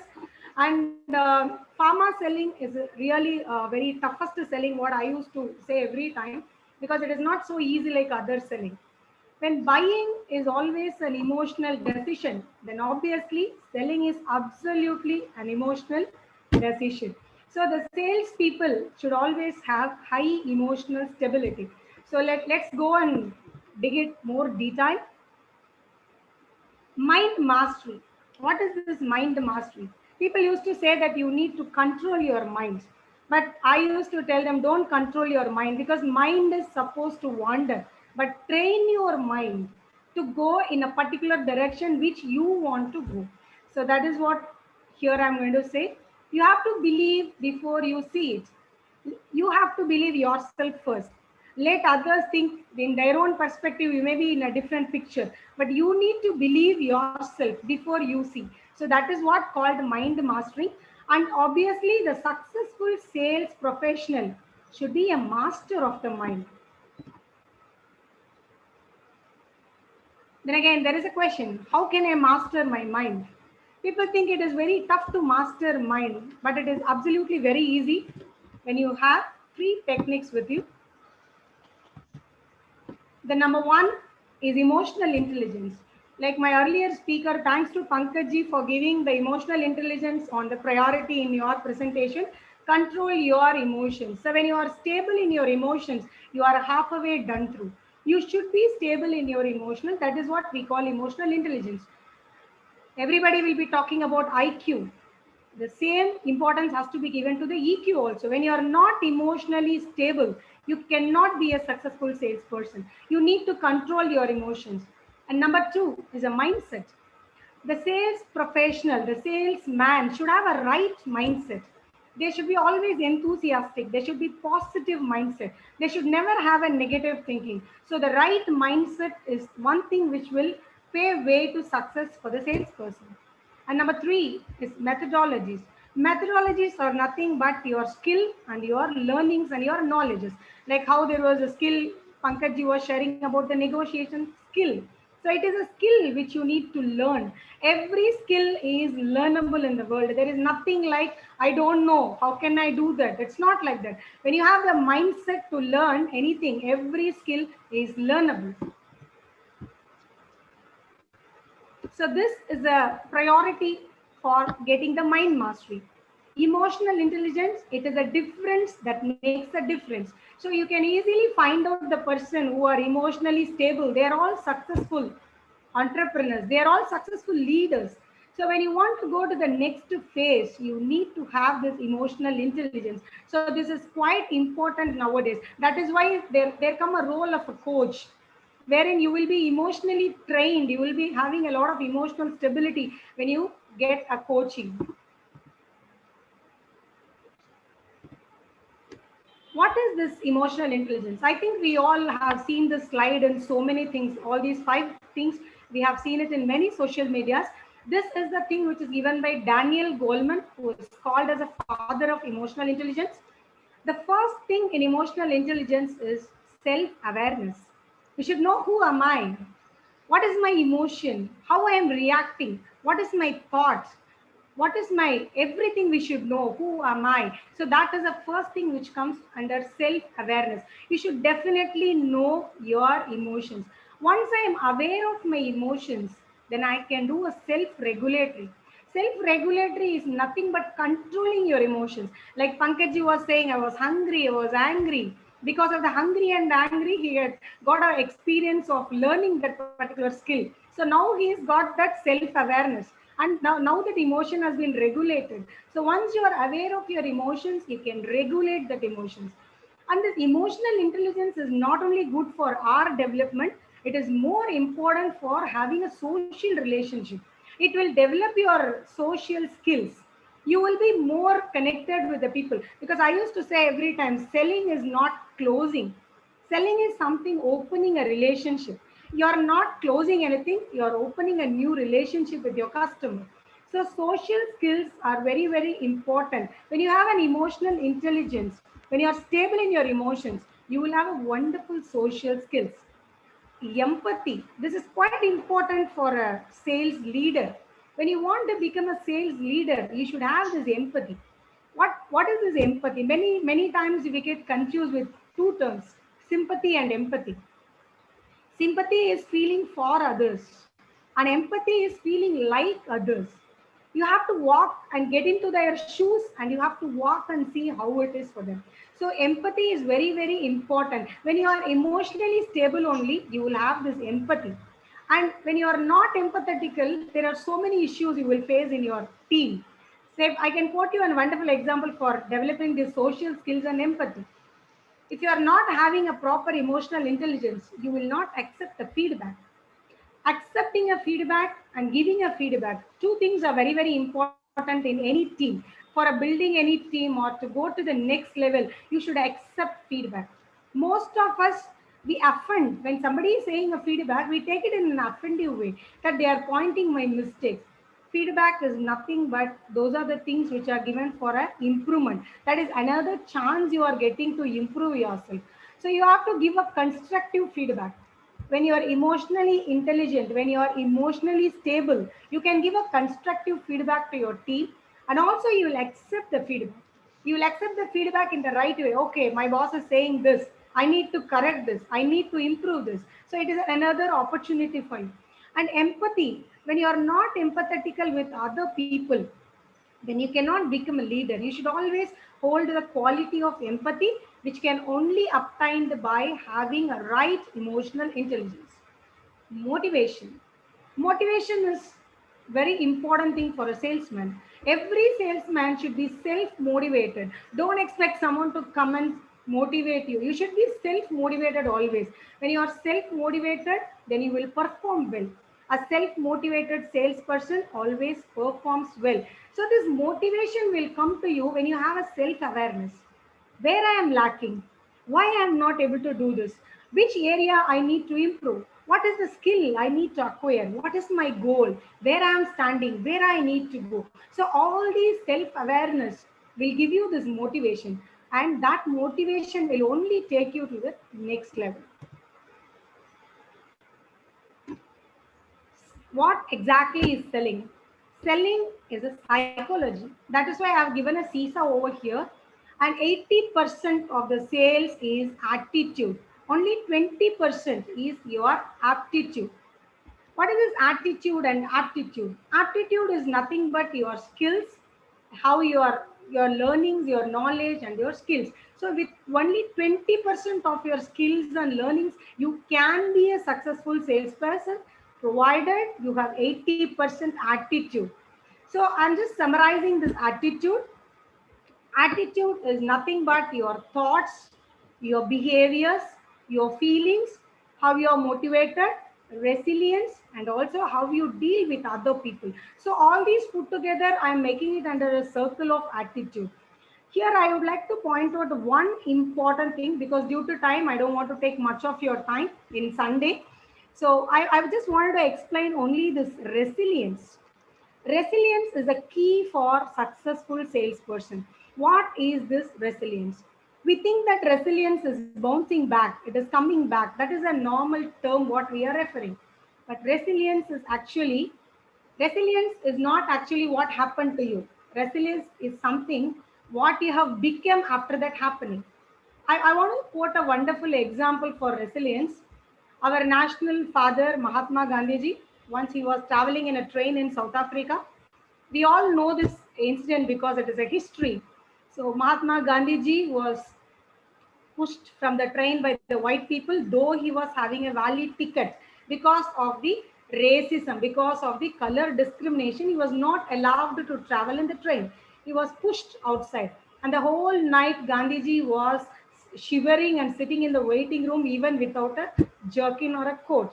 So that moment gave a spark to Mahatma Gandhiji. That was the resilience what he had.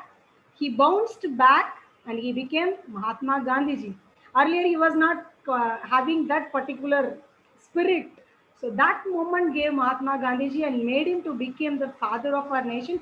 And there came a spark for him to fight against the white people, and that only initiated a way for Indian freedom.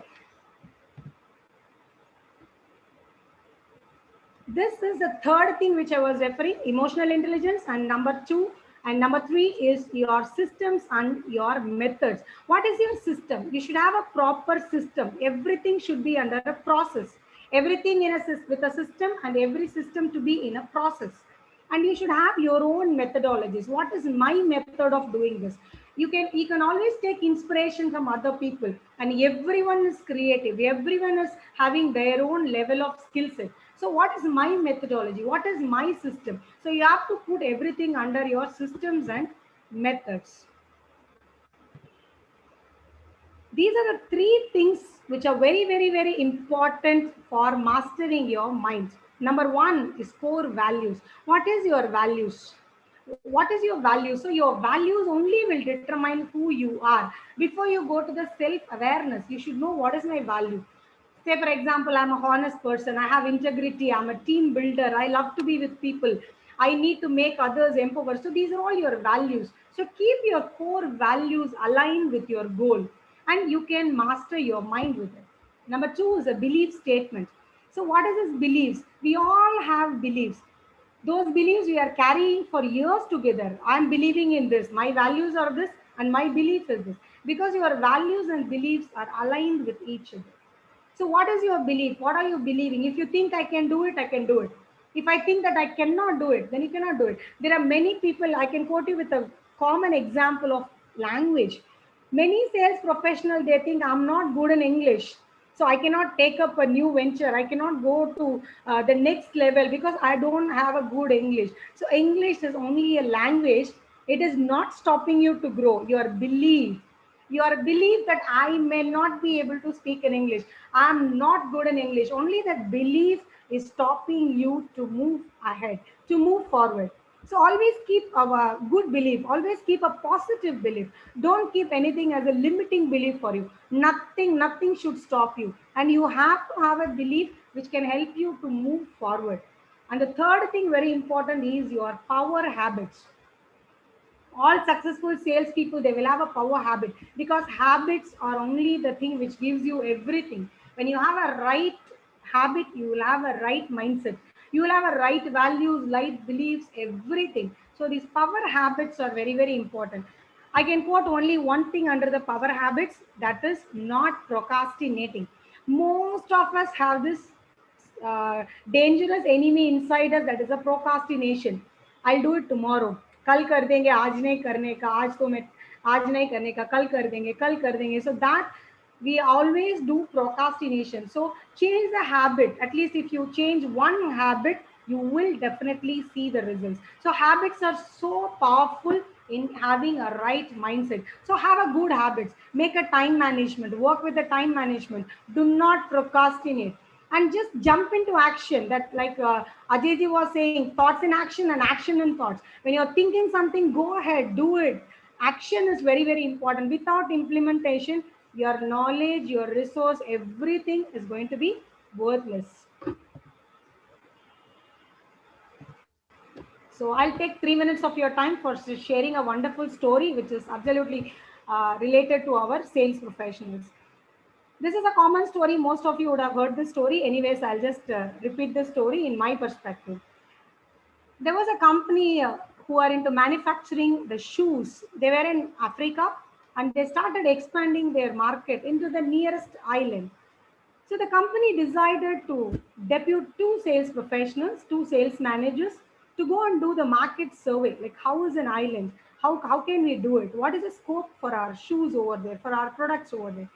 So the first salesman went to the island, and he just came back to the company saying that, Sir, chansi nahi hai. We cannot start anything in that island. And the company asked, why you are so confident in saying that it is not possible at all to sell anything or to start any business over there.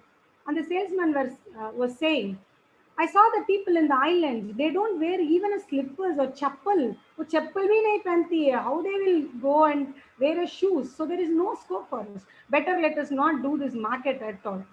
Then the company decided to send the next salesperson.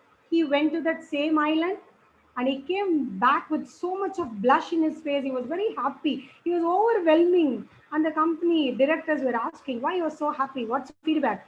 Can we start the market? Will we have a scope in the market?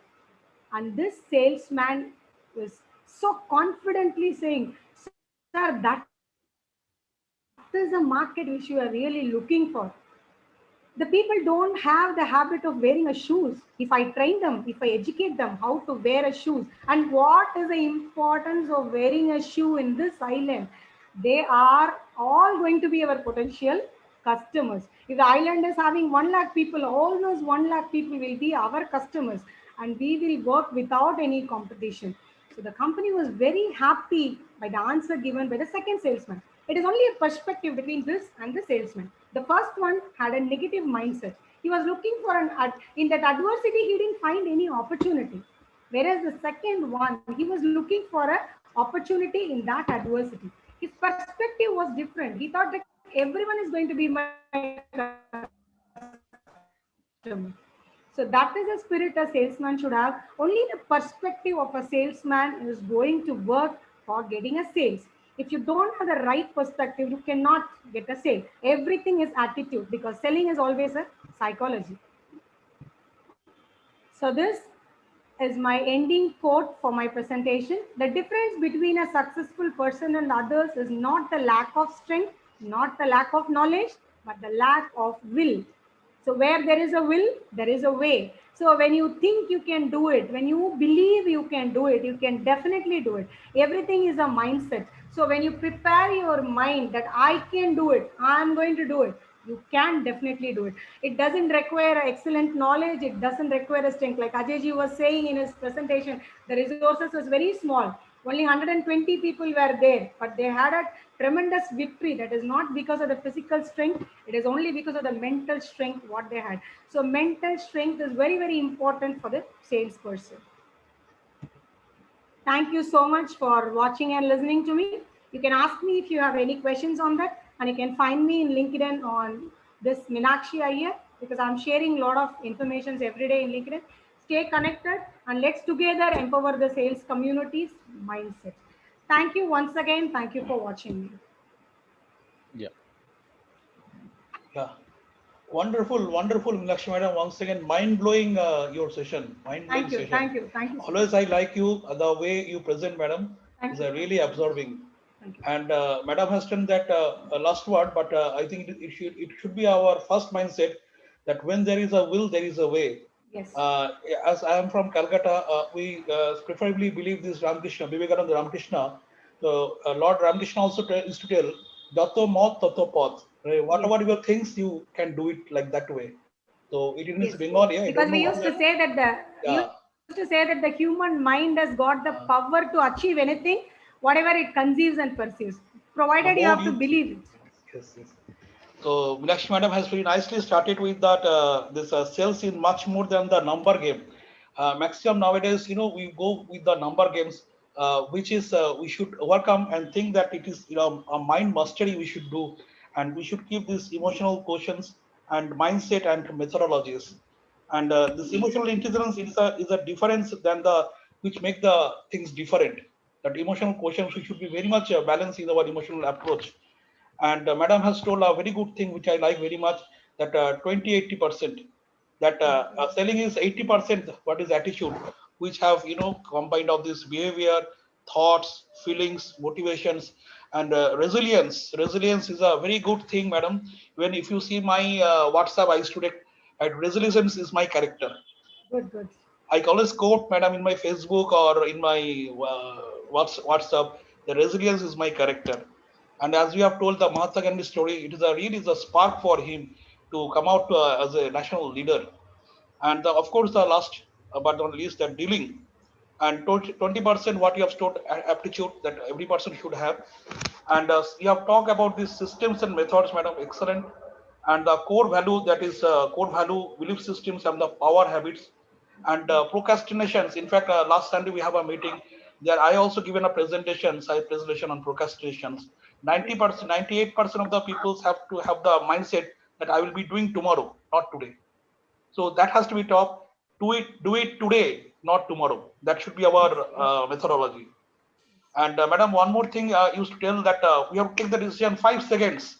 Within 5 seconds, the whatever your decision you have taken, you have to implement that. So that Don't is go. that Mel Robbins 5-second rule. That is a global rule. When you are deciding to do something, count 1 to 5 and jump into that. Whatever may be, that you will get into action. I had the session 1 month back. Hope so, but I still remember that five Yes, seconds thank you, rules. thank you, thank you, thank you. So over to Vaswani sir, Madam, Yeah. sir. Yeah, Yeah. continue. Thank you, Sudeep, for well summarized, I should say. You are a first time coming, and the way you have summarized, it's appreciable. And as rightly said, Meenakshi ji has added a lot of information, insightful session. Even though myself being a trainer, I had a lot of learning from this session. But yeah, coming to the most important aspect is the appreciations which are coming. So I'll just read the appreciation Devabrat Muzumdar, he says, very good presentation. It's an important topic like mindset. Nasiruddin has liked your session, and we can create our therapy market by upgrading doctors. Wonderful presentation. Satish, he has also appreciated. There has been appreciation from Senthil. Senthil says, rightly said, madam, 80% is attitude, 20% is aptitude. So this has been liked very much. Ritesh, great session, Meenakshi madam. And Nainish has also said, nice share. He has liked your session. Now there is one question which is, I believe it's very, very important also for not only live audience, but for others also. As this question has come from Satish, so it's very, very pertaining. And this question he wants to know that many a times Satish says, good thought remain as thoughts only in the act, not in the action, because of the situational challenge. So everybody knows that mind game hai, but whenever you have a situational challenge in sales, there are a lot of situational challenges. They want to change, but the situation may not pretend. So he says how to overcome them. If you can throw some light on. Yeah, wonderful question from, I think, Mr. Satish Kumar. Thank you so much for asking this question.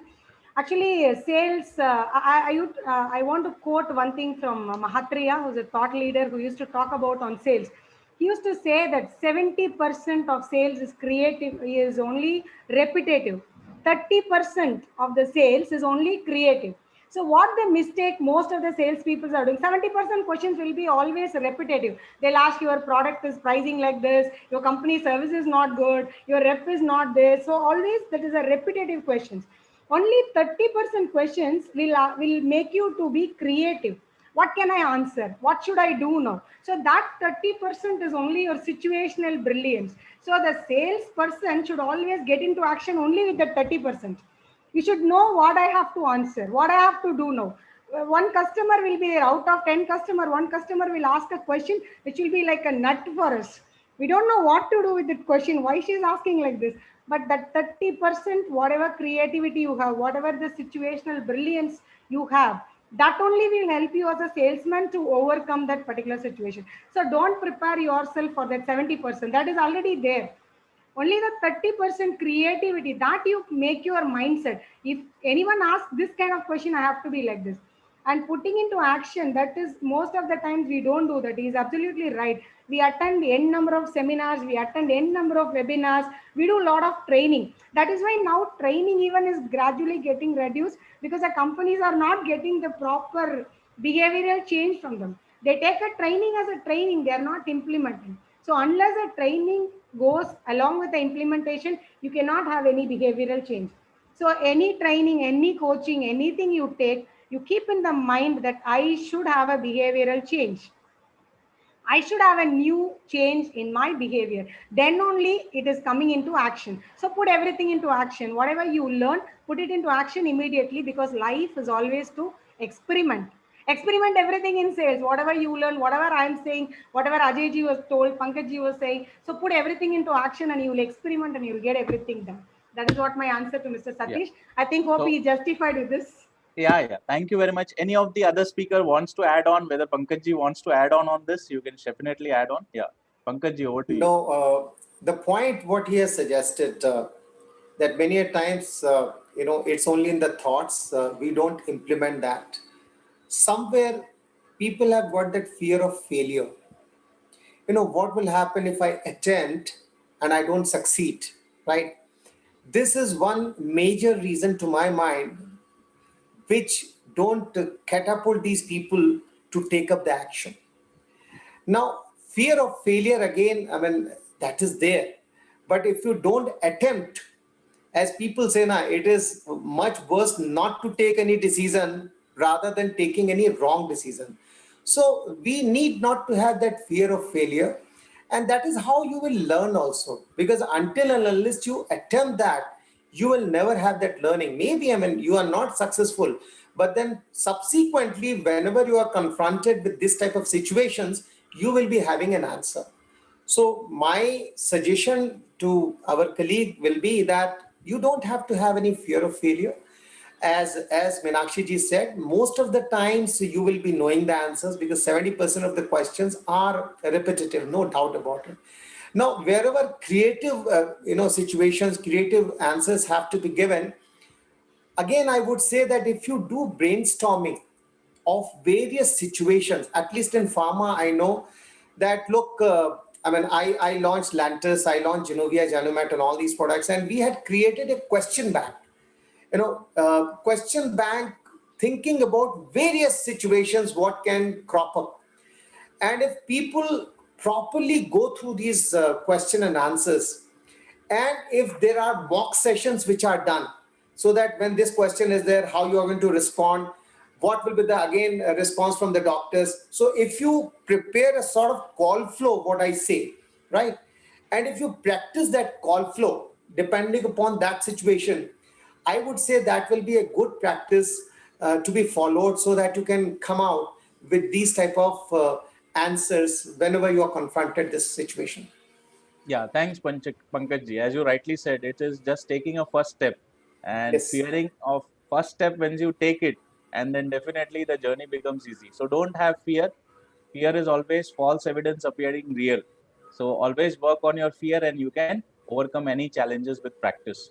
So with this, I'll go to my colleague ICS Verma. ICS, any questions are there?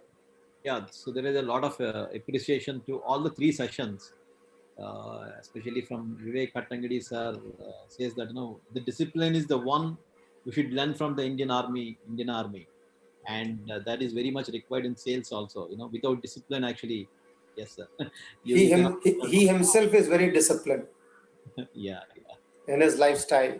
yeah. He's a role model to the. He's a role model for all of us when it comes to discipline. Yes. Yeah, and Satish, and then we have Satish has put many appreciation, and then Naziruddin, so on learning, and then we have Debabrata Mujinder, Ratnakar Kaul, so all of them, and Gopal Krishna, so all of them has appreciated. So I have one question to Ajay sir. Sir, can you tell us one secret that the military leadership thrives on, which we can correlate with the sales? So actually, this is a very common question, and whatever experiences I've had in the corporate as well as in the army, I found the human element is the same. I met and I worked with some greatest leaders in the corporate as well. One thing that I would like to emphasize on is your exemplification. How you exemplify what you expect out of others.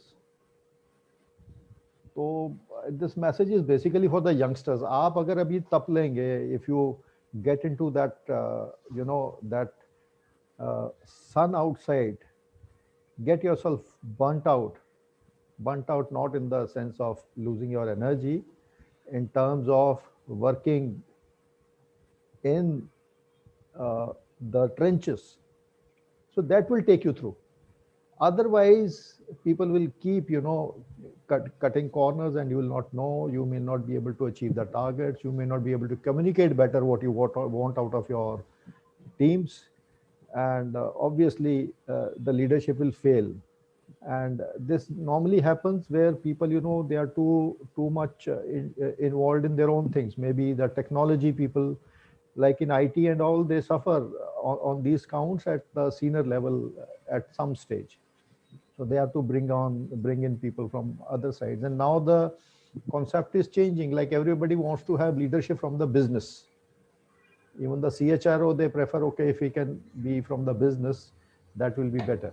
So that's how I would like to advise of this. Thank you. Thank you very much, sir. I think what you're saying is like most of the time it's not only your ability to work in the situation where you learn a lot of things. Yes. Especially when you are in the field, you will learn what is happening in the field. Yes. And you cannot lead without knowing what is happening in the reality. Yes. So a leader must be like a soldier first. Exactly. Has to be he should live in that hearts of those people. So that is how India has won that Pakistan war, just because of the leader. They completely stood for him, and they fought. Similarly, in the sales, people work for you. They actually die for you, and they will, you know, they will do anything Yeah, if like they ma'am believe said, that you are yeah, the real leader. all Yes, these sir. issues Yes, sir. of That's a similar. empathy, these issues, they come into play. Yes. Yeah. So mostly the leadership roles comes when there is an adversity, and when there are things are going wrong. So how you are defending your people, how you are keeping yourself first Yeah. before them, and that makes you as a admirable, and makes you a great leader. And that's how, the consistency and persistency will happen. Yeah. Thank you very much, sir. So now, any questions, Sudeep? Yeah, there is one question which has come on the YouTube. Ritesh Sharma, he has a question for on negotiation. So I think Pankaj ji will be the right person to address this. He says, Ritesh Sharma says, which negotiation approach as a training manager should I use to convince my stakeholders? So he's a training manager. He says, which negotiation approach as a training manager should I use to convince my stakeholders when they put priority to sales and training only as a tick box tool? Well, this is a dilemma, Ritesh. Most of the training managers face, and I can tell you, I was in sales and I moved into marketing and then training. So I know different facets what goes on. So you are absolutely right. See, to my mind, as long as you are able to convince, and again, level 1, level 2, level 3, level 4, level 5, training assessments, what we know, the point is, as long as we are able to tell them what behavioral change we will be able to bring in, and in what way this behavioral change will result in the numbers, people will accept.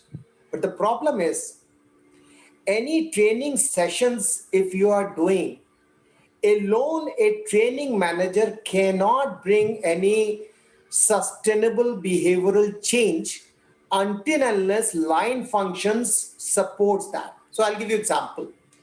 I've conducted a session on, say, giving feedback or coaching or any such thing, skill will grade everything you have told. But then I cannot work with everyone. So I have to get the buying in from the front line and second line. So if they accept, if I'm able to sell this whole concept to them, that look, if you follow this, there is a proper, format is there. So there's no subjectivity. And honestly, you do the proper, evaluation and see how the behavioral change is happening. And then if you calculate that because of this behavioral change, how much is the impact on the business? Because this ROI thing is always bothering everyone. Another problem is when you say that I want to take 2 days off these people from the field into the training. So the people will say, no, can you do this? And this is a problem which always I used to face. Can you condense this training from 3 days to 2 days? And I always used to flatly refuse. No, I cannot do that. Either you do it, otherwise you don't do it. I mean, if you're fine, I can't condense this because tomorrow, otherwise you're going to blame me that there's no behavioral change. So this is a problem which most of the training managers. So the answer is going to be, you have to show in quantifiable terms what impact it is going to have on numbers. As long as you are able to successfully do that, people will accept it. Yeah, well said, Pankaj. As you rightly said, it is leaders have to see the result, and if you show them the result in the long run, and especially what are the behavioral changes which can last in an individual. So training is always taken as something which is important but not urgent. So urgent and important becomes sales, but when you add something in the time management quadrant, how it is important for an individual to bring about the behavioral changes. So this is what is required. Thank you. I'm sure today our eminent speakers which are there from, I should say, from our training kind of or coaching background have added a lot of values, because our viewers are mostly from the sales team and pharma college. So I'm sure today we had a lot of learnings on different topics. So we should come to the last part. So Sudeep, you want to talk anything before we go into the last part? Your experiences you want to share, because you have come as a first time on this Yeah. platform. Yeah. In fact, the thing is, this discussion was going on that the courage, that sense of failure. Actually, I believe that sense of failure will come that time only when you lose the urge of learning. The one way is that urge of learning, one way is urge of failure, and one way is urge of greediness. So the out of this ouch of the way of this greediness and the way of failure, the main straight thing is the urge of learning. The person who will have the urge of learning will never feel greedy. So I will have this, I will have that, and that person will never have that sense of failure because he is a student. So I always be a student and learn the things. So I don't have any much what is called sense of failure. Yeah. That's Thank why you, Sudeep. whatever the opportunity giving, I'm accepting. I will learn from here if I do some mistakes. Great. Yeah. Sure, Yeah. sure. Thank I you. think, Thank you. Right. So with this, we will come to our last part, which is yeah, the before parting message. Yeah. one question, Acha, Sudip, I see. Is it there? coming. Yeah. So this is to the panel. Maybe we can start with Meenakshi and Ajay sir and Pankaj sir can add it. So if you see the pharma industry, training is very very common. Probably from last 50 years it is there and it will be there. But coaching is just emerging. So the question is from Satish PS that he is telling that so how as a coach you would suggest us to and what kind of necessary skills in pharma related to pharma. Okay, coaching is just emerging. So what kind of coaching skills you suggest the trainers as well as the leaders in the pharma industry? So you can just add. Start with Meenakshi. Yeah. So Meenakshi ji can add Yeah, on. Yeah, Meenakshi yeah. ji. Yes. So as Mr. Satish was rightly saying, training is there in every industry for so many years. But training always we say it is only for finding a solution for a specific problem.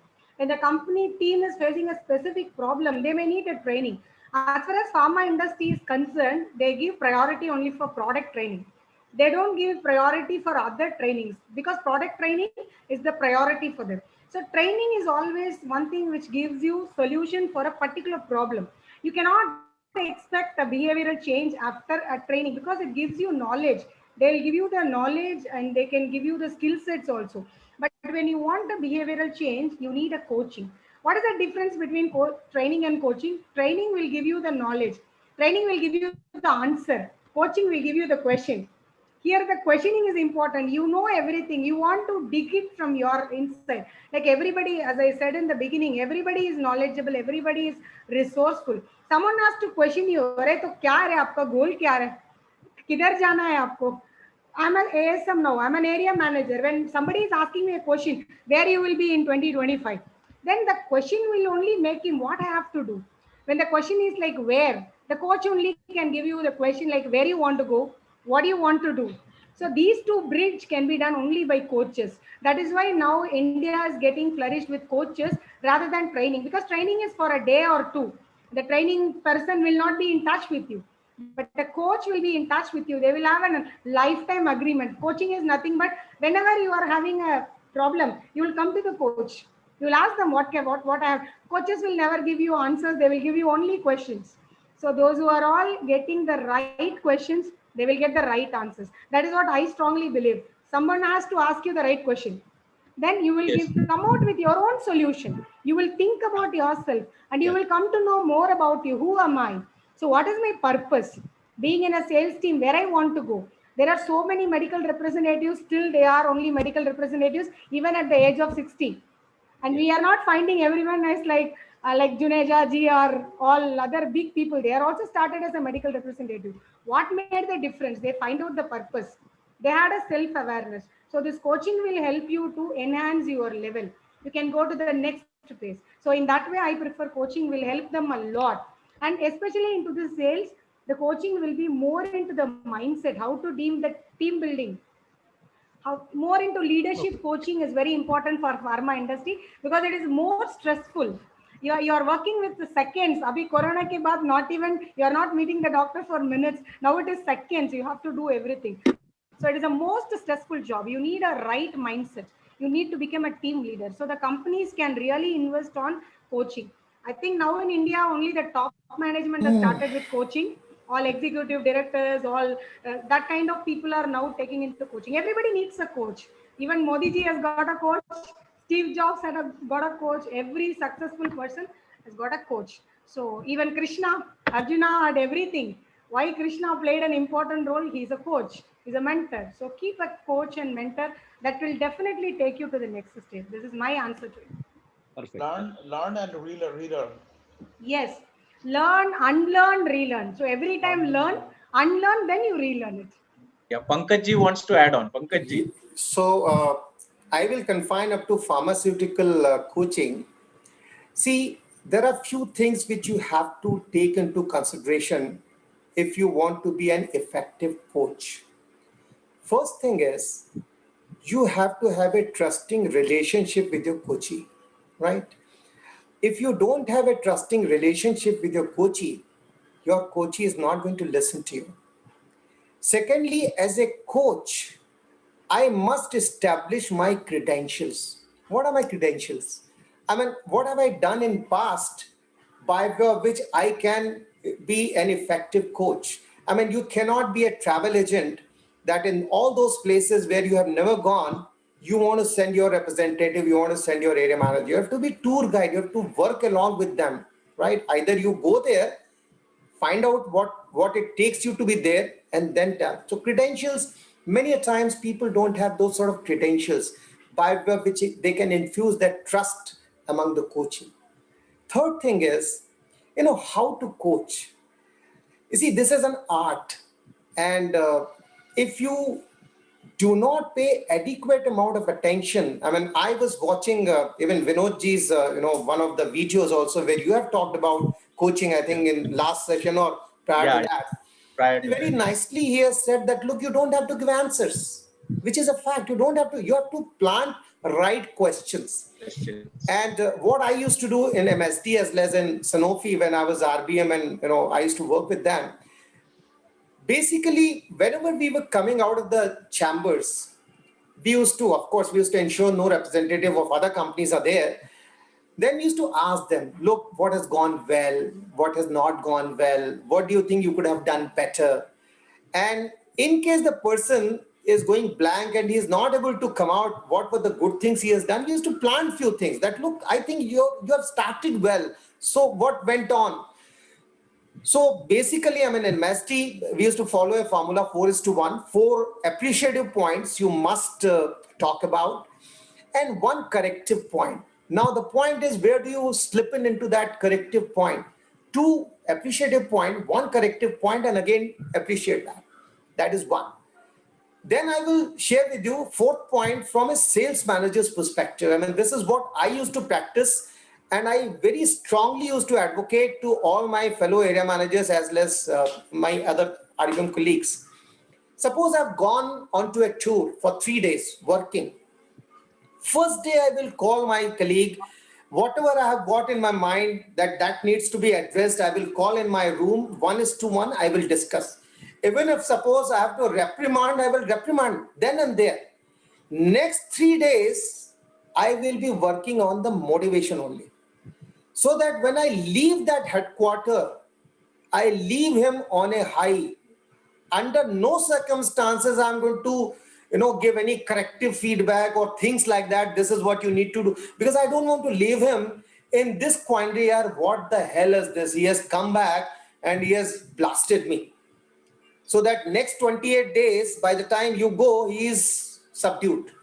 So the timings, when do you do this type of coaching? I mean, I'm not talking now inside the chambers coaching, but on sales coaching, I mean, how the performance has been on various other aspects also, reach, TI and all this. So that I used to do on the first day when I've gone there. I will call him and in a nice atmosphere, I will discuss, and then I'll go out, and then it is all motivation only, all appreciation only. Yeah, so these are some 3-4 points which I'd like to share. Good articulation, sir. Again, Ajay ji wants to add on. He also has raised his hand. So we have, So again, I should say an additional session on coaching. In fact, this is a common, we have, that is the advantage of having coaches with us. Sir, I'll just make 2 practical points which I have experienced in my last 3-4 years that I got into this. And in fact, I was invited into this rather than, I seeking it, because when I used to speak to people, they used to find that, why don't you further articulate in a manner how the coaches do it. So I'll just share two experiences with you. Firstly, about why coaching. So as far as the coach part is concerned, they have elaborated on that. And the two, those top points, like they have also said, is one about listening and other is about self-exploration by the client. So these are the top 2 points. As far as why coaching, because now you see there is so much of competition, not only at the top level, even at the junior level. And people are getting isolated within their own circles and they are finding it lonely. Questions keep erupting, and those questions are the same questions that erupt every day. And you do not have any person to share with or to find the conclusive answers. At times you start having doubts on your own capability, that okay, I have been a salesperson for 20 years and what the hell, I have not been able to negotiate this. We are not aligned with the change environment, or we know everything, but we are not been able to focus or funnel it into some actionable plan. So that is one part. Second part, I have seen it is not only specific to pharma, because I do not have too much exposure to pharma as yet. But in similar companies, I have found that too much of emphasis is on product and the customer. And we are missing the person in between. The person in between, because, for example, a small thing. You see our logos in Army, Har Maidan Fateh. It is a collective thing. It motivates me to go and do it, do my job. My job is to capture. So Har Maidan Fateh, Ajay ho, Abhay ho. So these are the kind of mottos. Whereas in companies, you find the mottos are more to attract the customers. For example, in pharma, you buy this, you will be healthier. You have let out your team. So maybe try and have two mottos if you want to have. Yeah, well said, actually. Thank you. So I am sure our audiences are having a lot of learnings from all our three coaches which are there. And thank you very much. First is I should appreciate your time, because 2 hours you have given to LPC. And live audience, I am sure you all have learned it. Those who are not live with us, as you know, LPC is available on YouTube and Facebook both. You can share the link with your colleagues. And if you want to view any of our LPC, this is our 31st episode. If you want to go on 5, 6, 7, 8, you will have an opportunity of subscribing us. And YouTube may you will find all the LPC which are present from 1 to 31 from today onwards. So with this, we will go to the last part, which is the parting message. And I will start with our army person and turned coach, I should say. So, Colonel Ajay, what is your parting message you would like to give? I'll just take a minute. Actually, last night only somebody shared with me on WhatsApp. So what happened? One MD of a pharma company and Colonel, they were neighbors. So moment the lockdown happened, the pharma guy started, putting the WhatsApp messages, have this, have turmeric latte, zinc, vitamin A, vitamin B, whatever. So Colonel was feeling very anxious. He used to have one thought and go off to sleep. He didn't know about all this. So once the lockdown reopened, so they decided to go on a walk. So he asked the pharma guy, how is it? Is it effective? So the pharma guy says, yes, it's very effective. So Colonel became very curious. I'm missing something in life. So he asked him, how is it effective? He says, okay, let me give you an example. Earlier, me and my wife used to fight for an hour and we used to get tired. Now we can fight for 5 to 6 hours. So my message in this is that, companies are wise, managements are very wise, the training setup is very wise. We'll keep working on our attitude or, our strengths on or resilience, whatever we may want to call it. But we need to also apply ourselves at how to leverage it to optimize our businesses, optimize our productivity, and also look at the end game, whatever we may have in terms of numbers or whatever. So novelty and action is my parting message. Novelty and action. Thank you very much. Yeah, well said. So these are the most important required today for differentiation. So thank you. And with this, I'll go to Pankaj ji, your parting message for the audience.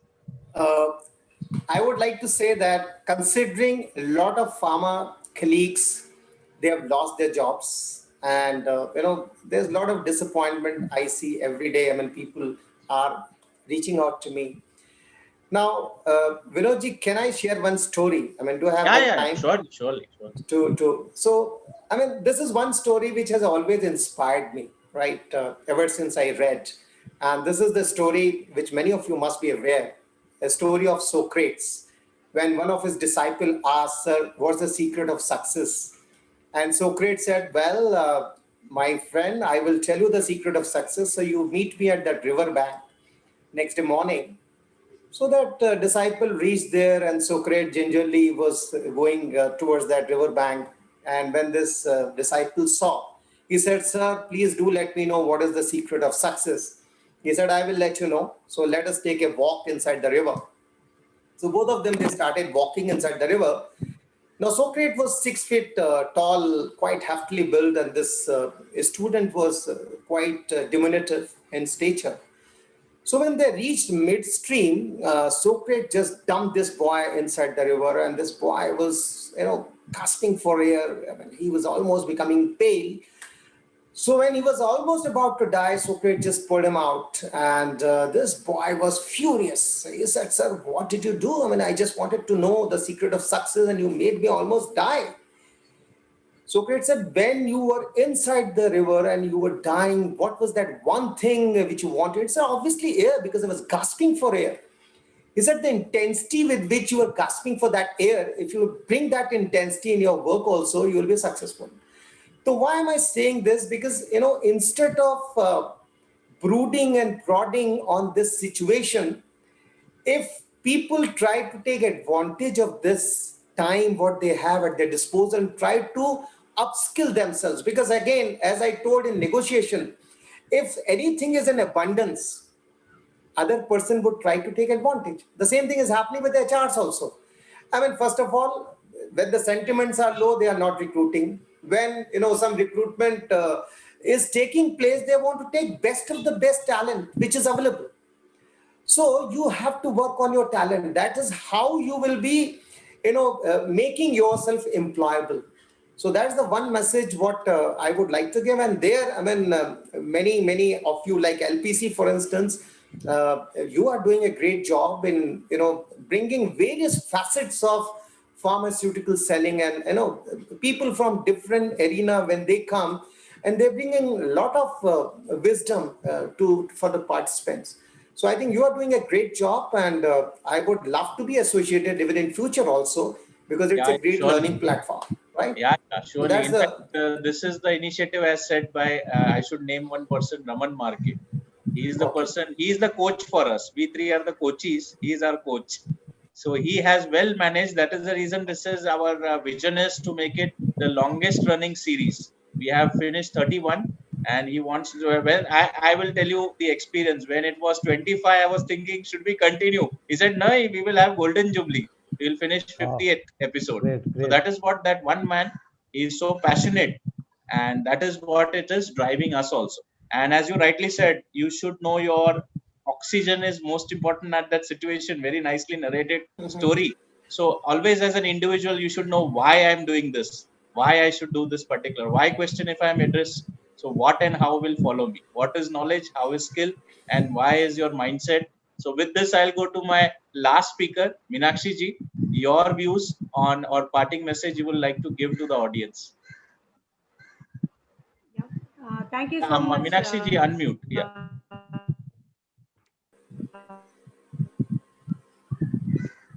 Minakshi ji, you're not audible. For 1 more minute. Yes. Now I'm audible. Yeah. Okay. So my take home message is like there are three things which every salesperson is always having it in mind: fear of objection, rejection, and failure. These three things are always a part of a salesperson. And I'm going to share a small formula for that. Everybody knows this. That is called the SW formula. Someone, will buy from you, someone will not. So what? Somewhere, someone will be waiting for you. Go and grab them. Don't ever feel for objection, rejection, and failure. Failure is nothing but it's an illusion. There is nothing called failure. Unless you fail, you will not know what exactly is it. Success stories will not give you success. Only failure stories will give you success. So go and grab and get into more failure stories, and you will know what exactly is success. Success will tell you what to do. Failure will tell you what not to do. So grab it. Every opportunity is there for you. Have a right mindset. So this is my message. Thank you. Yeah, well said, madam. In fact, just to add on, as you rightly said, failure stories gives a lot of learning and working on the mindset. Here, I remember an example of Thomas Edison when he was asked that he's a failure on his 1000th attempt when he invented bulb. He said, "You are a failure. You have a lot of failure attempts." He says, "I have learned 999 times how the bulb cannot be invented." So that is what, as you rightly said, failures also, if you don't give up, have a positive mindset, you can achieve heights. So with this, I'm sure today our audience have enjoyed it and share this recording link. As you know, LPC 30 has already crossed 6,000 viewership and LPC 29 is already 6,600. This is the reach only on Facebook. YouTube, we have still 500 views on an average for LPC. So kindly see that the benefit goes to your colleagues also by sharing this recording link. And before we come to the close, ICS or Sudip, ICS, you want to add on anything? Yes, yes. ICS, you are muted. Yeah, I'm audible now. Yeah, you are audible. So LPS, LPC 31 has already reached 2025 people in Facebook alone. So Very good.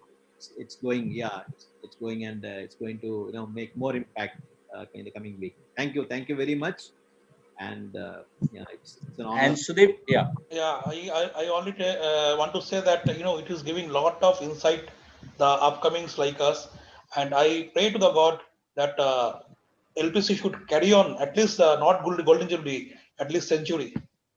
Yeah, sure. It will build all the these people to grow up in their life. Thank you, sir. Yeah. Thank you for giving the opportunity. Yeah, thank you very much. So I'm sure we can close here. Yeah. So thank you. All Thank you Best very much. wishes. Thank you, Thank sir. you very Yeah, much. bye everyone. Thank you. Thank you very much. Thank you so much.